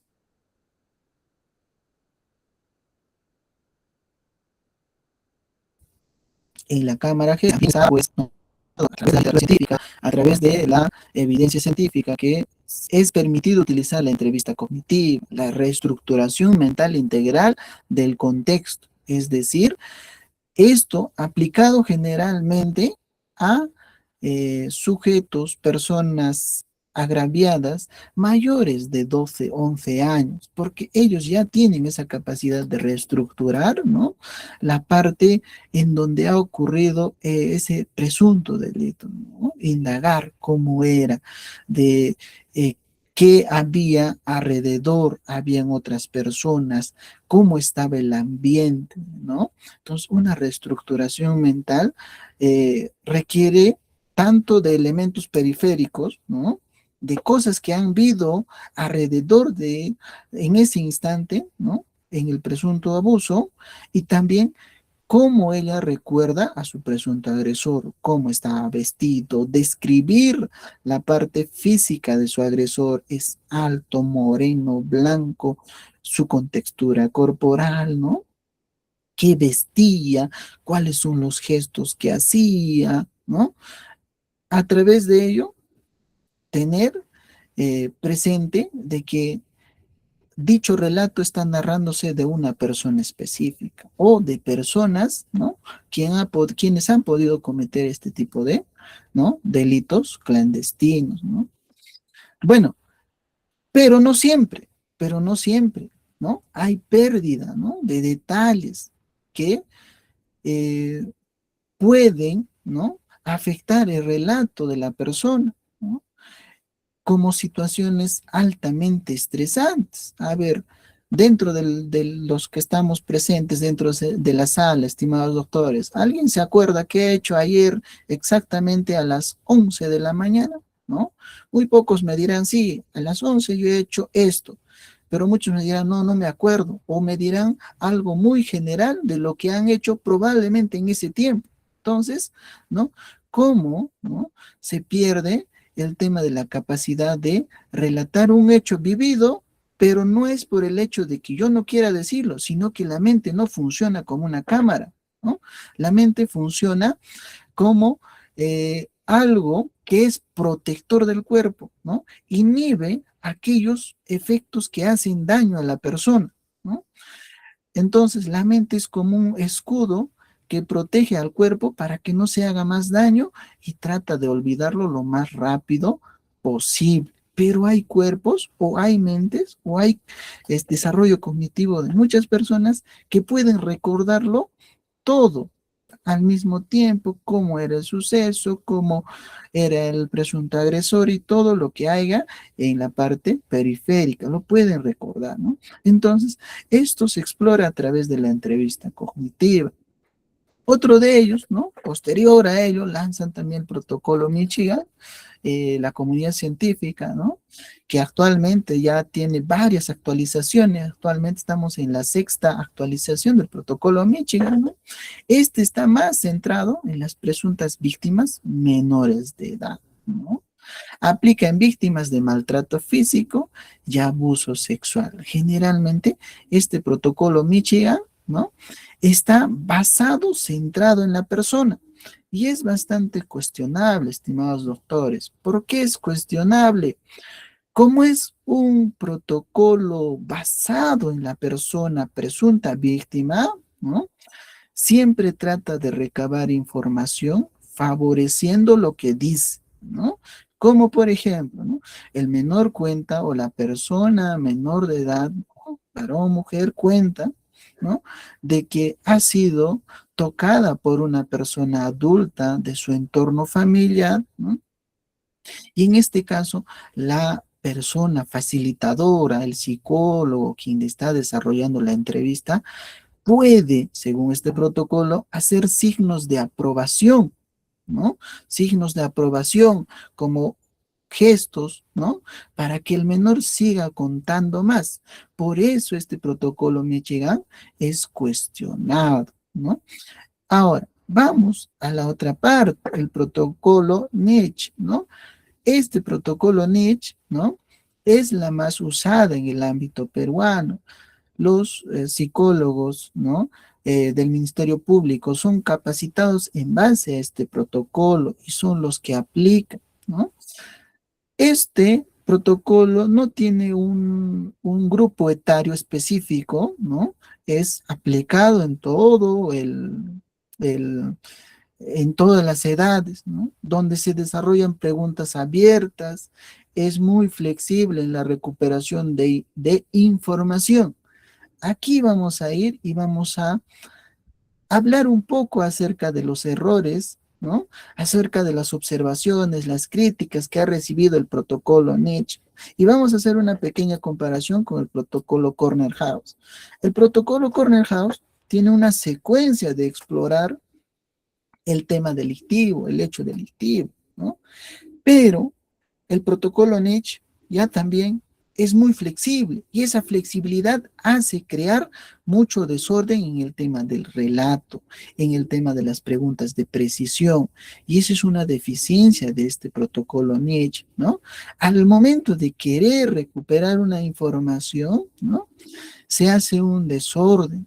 En el primer lugar, el menor relata, ¿no? Da su narrativa libre respecto a un hecho, pero después de ello, el menor pasa a las preguntas aclaratorias, el psicólogo le hace. En estas preguntas aclaratorias, ¿no? Este protocolo nos dice de que es flexible, no importa la secuencia, con tal que dé la información, ¿no? Eso es una de las deficiencias de este protocolo Niche, ¿no? Información desordenada, que no logra, ¿no? En algunas ocasiones recabar la información como tal, sino que se mezcla entre una realidad fantasiosa y una realidad y un hecho real, ¿no? Entonces, tengamos en cuenta, estimados doctores, de que en los informes psicológicos, ¿no? En los protocolos de psicológicos contra la libertad sexual, ¿no? Vemos en muchos casos dentro del apartado de instrumentos, ¿no? Que no se consigna ninguno de estos protocolos, ¿no? La comunidad científica en el ámbito forense, ¿no? Dice, y es muy enfático en señalar de que toda entrevista de ámbito forense se debe utilizar un protocolo de entrevista, ¿no? ¿Para qué? Para que este protocolo de entrevista sea la guía, sea el horizonte para que la persona quien está siendo facilitador en ese momento pueda recabar una información válida, ¿no? Suficiente para alcanzar la veracidad, el tema de el relato completo de una persona, ¿no? Entonces, es importantísimo, estimados doctores, ¿no? Fijarse dentro del apartado de los instrumentos de que si el perito oficial ha utilizado o ha omitido, ¿no? Usar estos protocolos internacionales aplicados dentro de la psicología forense, ¿no? Este es un gran alcance que les puedo dar, estimados doctores, ¿no? Pero en realidad, si nosotros escarbamos mucho más a profundo cada uno de estos, nos pasaríamos todo el tiempo hablando de esto, ¿no? Pasamos a la siguiente, estimados doctores. ¿Cuáles son los errores, ¿no? Que se cometen, ¿no? Dentro de la entrevista en cámara GESIL por parte de quienes, de los operadores de justicia, ¿no? En muchas ocasiones, ¿no? Se ha visto de que hay preguntas, ¿no? Que generan en la rueda de preguntas, que se generan, ¿no? Preguntas cerradas, preguntas sugestivas, ¿no? De los abogados, en este caso, ¿no? Y hay muchos doctores que no objetan a este tipo de preguntas antes de que sea formulado, ¿no? Si bien es cierto, ¿no? Muchos colegas psicólogos pueden hacerlo tal cual la pregunta, transmitirlo tal cual la pregunta al menor, o en su defecto muchos de los colegas también pueden moderarlo la pregunta. Entonces, para que no haya este tipo de dudas, es importante, ¿no? Que los defensores, ustedes doctores, tengan en cuenta qué tipo de preguntas está preguntando la otra parte para que tú puedas objetar en ese momento, no ya cuando se ha hecho la pregunta al menor, ahí recién, no, las preguntas se tienen que objetar en la rueda de preguntas. Esto es sugestivo, esto es inductivo, sugerido, ¿no? Entonces, de esa forma, eh, son los errores que se introduce dentro de relato, dentro del relato del menú. Interrupciones dentro del relato libre.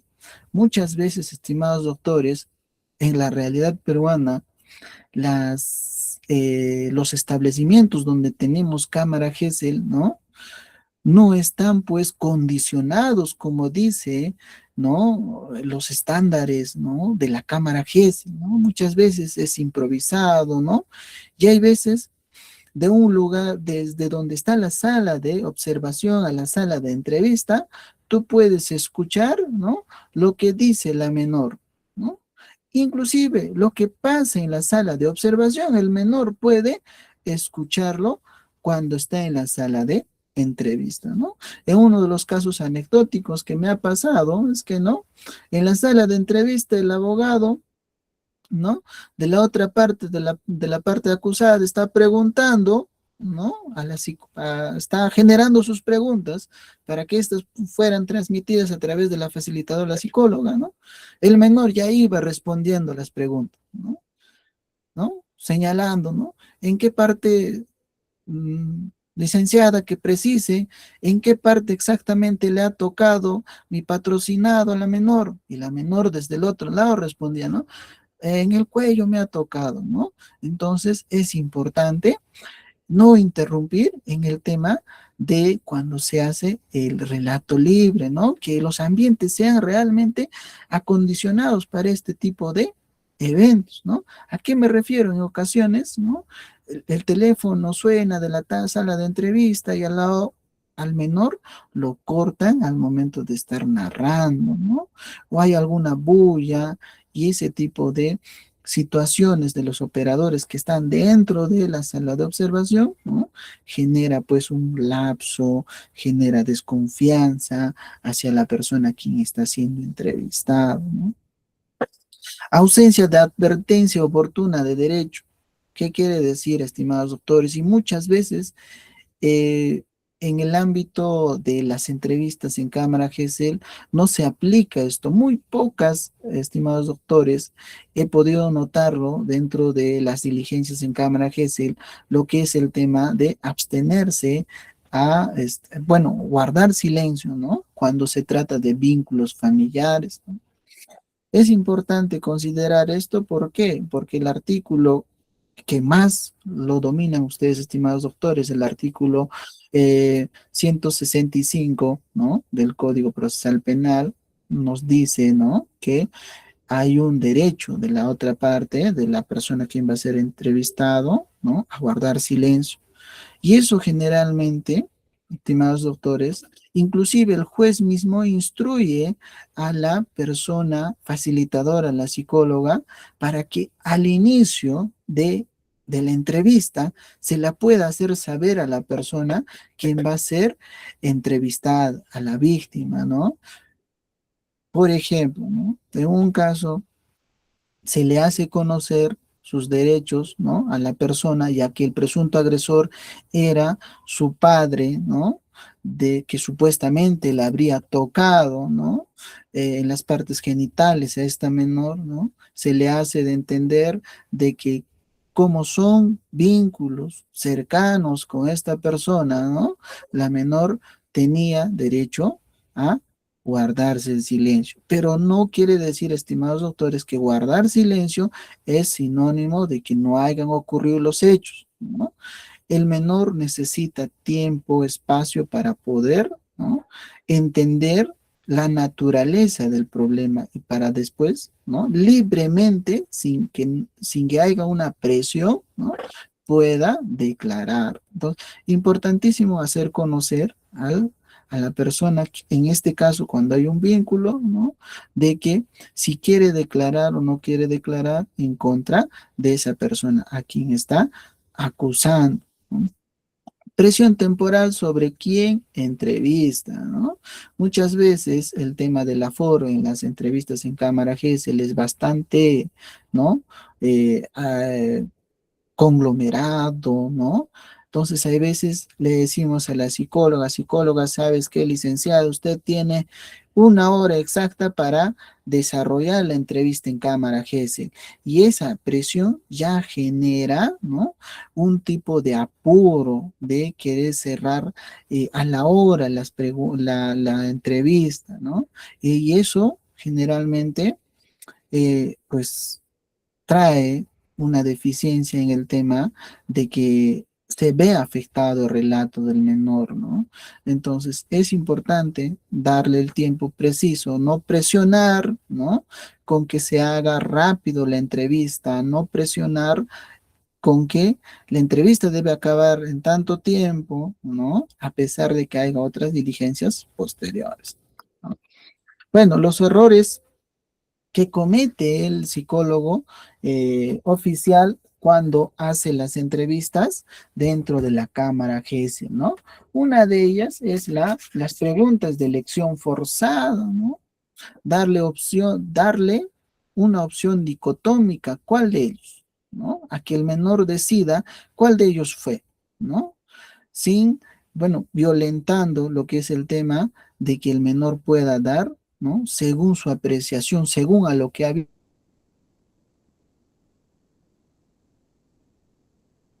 visto, según a la vivencia que ha tenido respecto a la área de investigación. Otra es repetir preguntas ya respondidas, ¿no?, interpretándose por el menor como si aquellas preguntas, si aquella respuesta que ha dado en un inicio pueda ser válido, ¿no? El menor interpreta: ah, entonces la respuesta que he dado anteriormente a esta pregunta no será válida, entonces voy a responder otra, ¿no? Entonces, aquí hay mucho el tema de las preguntas repetidas, hay veces por un tema de focalizar la atención hacia el relato que nos dice el, ¿no? Importantísimo tener en cuenta, ¿no? Refuerzo verbal, gestual, en ocasiones la perito, ¿no?, quien está haciendo la entrevista, hace gestos de aprobación o gestos de desaprobación, ¿no? Muchas veces, ¿no?, los audios vistos dentro de los audios visibilizados dentro de las grabaciones que se ha hecho dentro de la cámara GESEL, ¿no?, podemos únicamente, ¿no?, ver el rostro del menor, y en ocasiones no se puede ver el rostro de la psicóloga, ¿no?, que es muy importante ver a ambos sujetos quienes están haciendo el trabajo, ¿no? Ver cómo ellos están interactuando uno con el otro, ¿no? Para ver este tipo de errores, ¿no? Para ver si es que la psicóloga o el facilitador en este caso, ¿no?, hace los refuerzos, los gestos que pueda tener, ¿no?, que puedan contaminar el testimonio del menor o la persona a quien está siendo entrevistado, ¿no? Anticipación de la hipótesis, ¿no?, antes de cerrar el relato, ¿no? Hay muchas ocasiones de que los psicólogos antes revisamos, ¿no?, la carpeta fiscal, y a veces damos por hecho lo que ha ocurrido sin antes haber escuchado al menor. Fundamental conocer, ¿no?, el relato del menor antes de dar un juicio, ¿no?, de afirmación sobre un hecho o negar un hecho, ¿no? Importantísimo conocer la propia versión del menor, ¿no? Bueno, otros errores que se pueden cometer dentro de las entrevistas en cámara GESEL es, ¿no?, una entrevista informal previo, ¿no?, antes de que el menor o la persona entre en cámara GESEL, ¿no? Otro es la entrevista informal previa, registradas, ¿no?, por personas, pueden ser familiares, puede ser inclusive la policía, ¿no? Instruirle al menor, ¿no? Preparar al menor para que pase la cámara GESEL, esto debes decir, esto no debes decir, ¿no? El tema de la alienación parental en ocasiones se aplica. Muchas veces, estimados doctores, hemos visto en las diligencias en cámara GESEL, ¿no? Cómo, por ejemplo, un menor de 8 años, de 10 años, puede reclamar a su padre respecto a hechos, ¿no? Familiares, ¿no? Que tenía o que tiene su padre actualmente con su nueva pareja, ¿no? Tú nunca vienes a visitarme, tú nunca pasas la manutención, tú eres una persona mala, mejor vete con esa persona, no te queremos ver en casa, ¿no? Por ejemplo, claramente, en uno de los casos anecdóticos, estimados doctores, se ha podido ver, ¿no? Que un menor de 5 años le reclamaba a su padre biológico por la enamorada que este padre, separado por supuesto, que tenía actualmente, ¿no? Le decía, mira, yo voy a ir contigo siempre en cuando lo dejes a Maribel, digamos, ¿no? Entonces, él no conocía a Maribel, él no conocía a Maribel, este menor no conocía, nunca lo ha conocido, pero ¿dónde lo ha aprendido? A través de la referencia de los familiares, de la madre, ¿no? Entonces, importantísimo analizar este tipo de relatos dentro de la cámara GES, ¿no? Bueno, otro, lo que son los filtrantes de detalle, ¿no? Esto no debes de decir, esto sí debes de decir, aquello es muy importante que lo digas, ¿no? Los niños a veces en ocasiones lo dicen literalmente. Mi papá me ha dicho que diga esto. Cuando se le hace la pregunta libre, ¿no? Al inicio de la entrevista, por ejemplo, inventémonos un nombre, ¿no? De María. María, ¿sabes por qué estás aquí? Sí, doctor, estoy acá porque mi mamá me que diga que he sido abusado por mi padre, ¿no? O utiliza términos que no corresponden a la edad del menor. Abuso, denuncia, fiscalía, ¿no? Términos que un menor de edad no podría atribuir fácilmente a un conocimiento de su edad, ¿no? Que son claramente notorios que ha sido inducido por una persona adulta, ¿no? ¿Qué factores afectan el recuerdo, estimados doctores? Como les comentaba en un primer inicio, afecta el estrés, la trauma, ¿no? En ocasiones hemos relatado anteriormente que una persona puede recordar los hechos fácilmente, pero otra persona ve, se le puede hacer bastante difícil recordar aquel hecho, inclusive hasta olvidarlo aquel hecho, ¿no? Entonces, en estos casos, que la persona, ¿no? Atribuya, no atribuya correctamente aquel hecho no significa que no haya pasado, no significa que la persona nunca haya vivenciado, sino que es el factor estrés, el factor trauma quienes han influido, ¿no? Para que el relato se vea afectado, ¿no? El desarrollo cognitivo de la persona, ¿no? El entrevistador debe, ¿no? Adoptar un lenguaje acorde a la edad del menor, a la edad de la persona o a las condiciones cognitivas de la persona. No siempre dentro de las cámaras GESEL, ¿no? Tenemos personas lúcidas, podemos tener, ¿no? Personas que tienen su carnet de CONADIS, que tienen una deficiencia cognitiva, ¿no? Con este tipo de personas es muy diferente un trabajo con una persona, ¿no? Con un coeficiente intelectual normal que con una persona de coeficiente intelectual de este tipo, ¿no? Totalmente diferente las entrevistas, ¿no? El tiempo transcurrido. Entendamos bien, estimados doctores, el tiempo es un factor enemigo para el tema del recuerdo, ¿no? El tiempo va a afectar bastante, ¿no? Por ejemplo, tenemos casos, ¿no? En que la persona tiende ya a contar los hechos de violencia, ¿no? De tocamientos, 5 años después, ¿no? Inclusive 10 años después, cuando ya tiene familia, ¿no? Y el efecto gatillador, ¿cuál es? ¿No?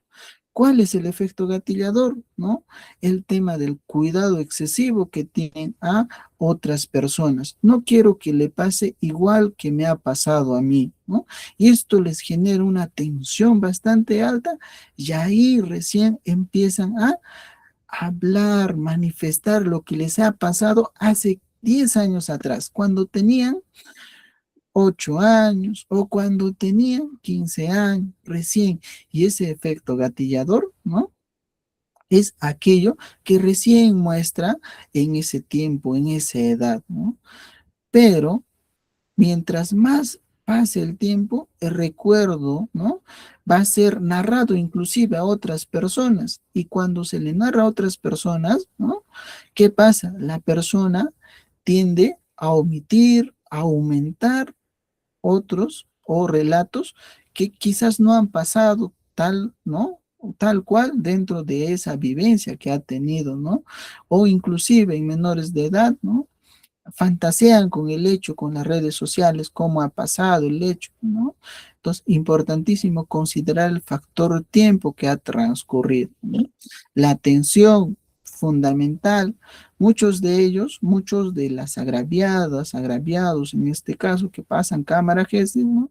Pueden tener un recuerdo bastante lúcido de lo que ha pasado en el momento, pero muchos no pueden ni recordar cómo estaba vestido la persona, ¿no?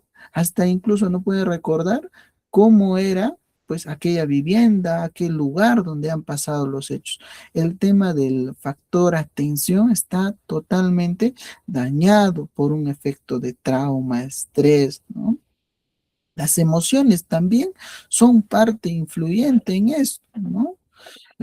Tenemos rasgos de personalidad, ¿no? Cada persona diferente, cada persona tiene un modo de actuar, de pensar, caminar diferente, y estos se ven afectados ¿en qué?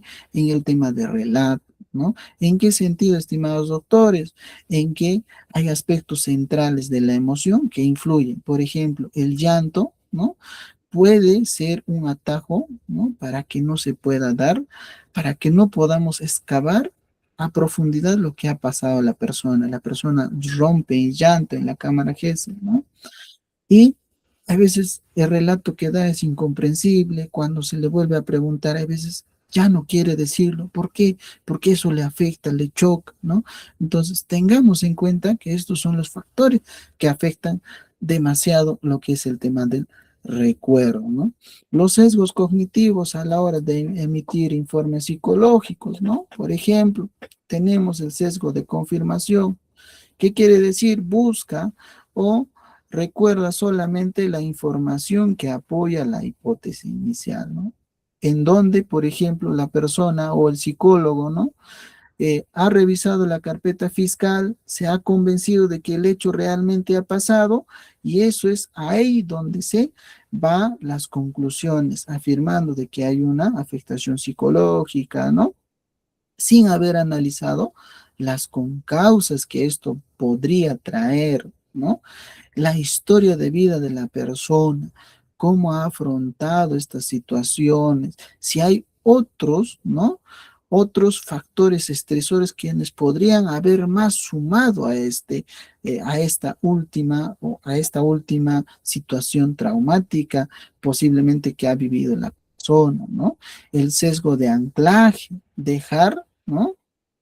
Dejarse condicionar desproporcionadamente por el primer dato recibido. Puede ser la denuncia, el informe previo, ¿no?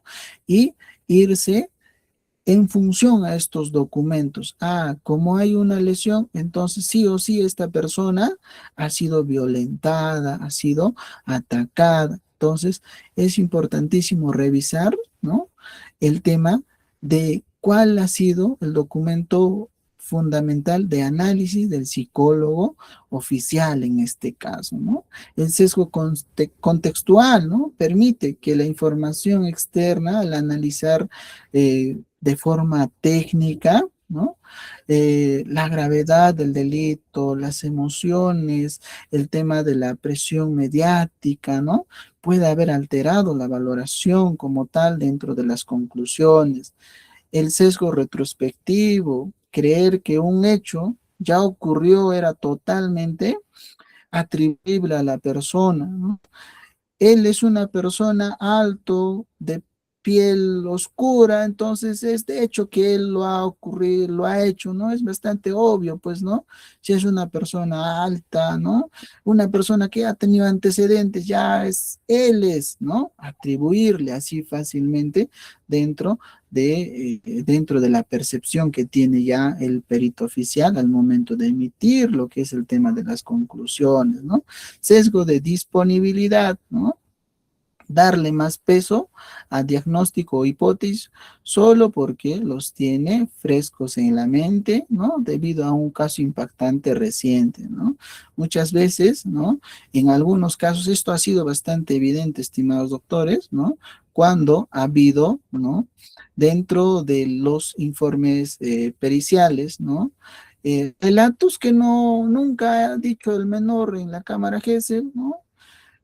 Atribuirle algo más allá de lo que una menor podría decir, ¿no?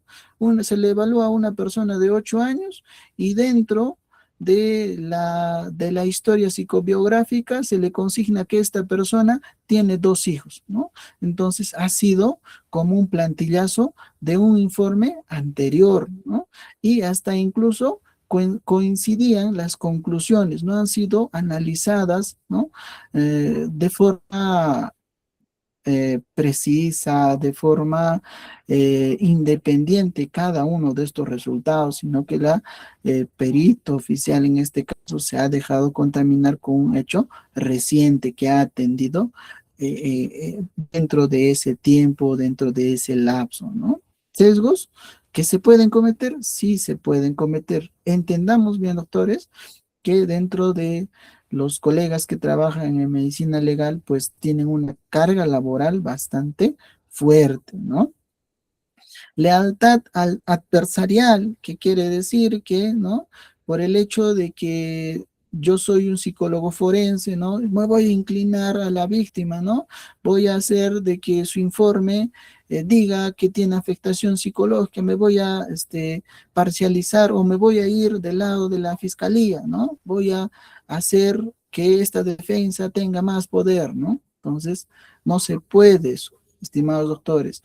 Así como el psicólogo oficial trabaja para el Estado, debe ser totalmente neutro en sus conclusiones y que éstas pues realmente den una opinión profesional y no den una apreciación personal, ya que entendamos que un informe psicológico, yéndonos a esta parte, es netamente científico.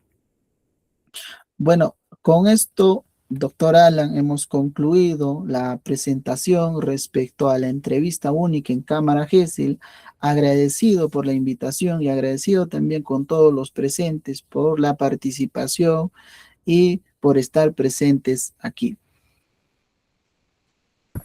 Muchas gracias, estimado psicólogo. Siempre es un gusto escucharlo y además, en cuanto a los casos prácticos que también nos presenta, esas fueron, las palabras y también la participación de lo que es el psicólogo Américo Quispe Piedra con el tema la entrevista única en Cámara GESEL, esta ciencia técnica y práctica forense.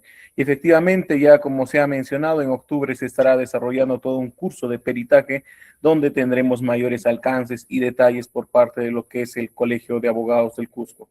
Estimado psicólogo, del mismo modo se emitió la resolución 456-2026, donde nuestro decano reconoce y felicita su participación en esta diplomatura superior en Derecho Penal. De repente, algunas recomendaciones finales el día de hoy, estimado psicólogo. Gracias, doctor Alan. Por supuesto, doctor. Bueno, hay que tener en cuenta, estimados doctores, que siempre es muy importante analizar las pericias psicológicas que se emiten por parte de los operados del Ministerio Público para que éstas realmente tengan una validez científica y que éstas realmente atribuyan un hecho para poder tener en cuenta como un análisis de una prueba científica. Muchas gracias, doctor Alan. muchas gracias por esa recomendación, estimado psicólogo. Un fuerte abrazo y estaremos también en pronta comunicación y estaremos haciendo llegar la resolución. Muy agradecido. Bien, muchas gracias también con todos los participantes.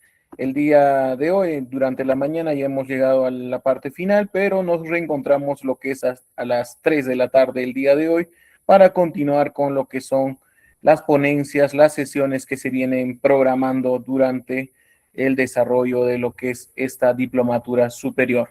Bien, tengan ustedes muy buenos días todavía. Bueno, ya buenas tardes, faltando un minuto. Nos vemos en la tarde.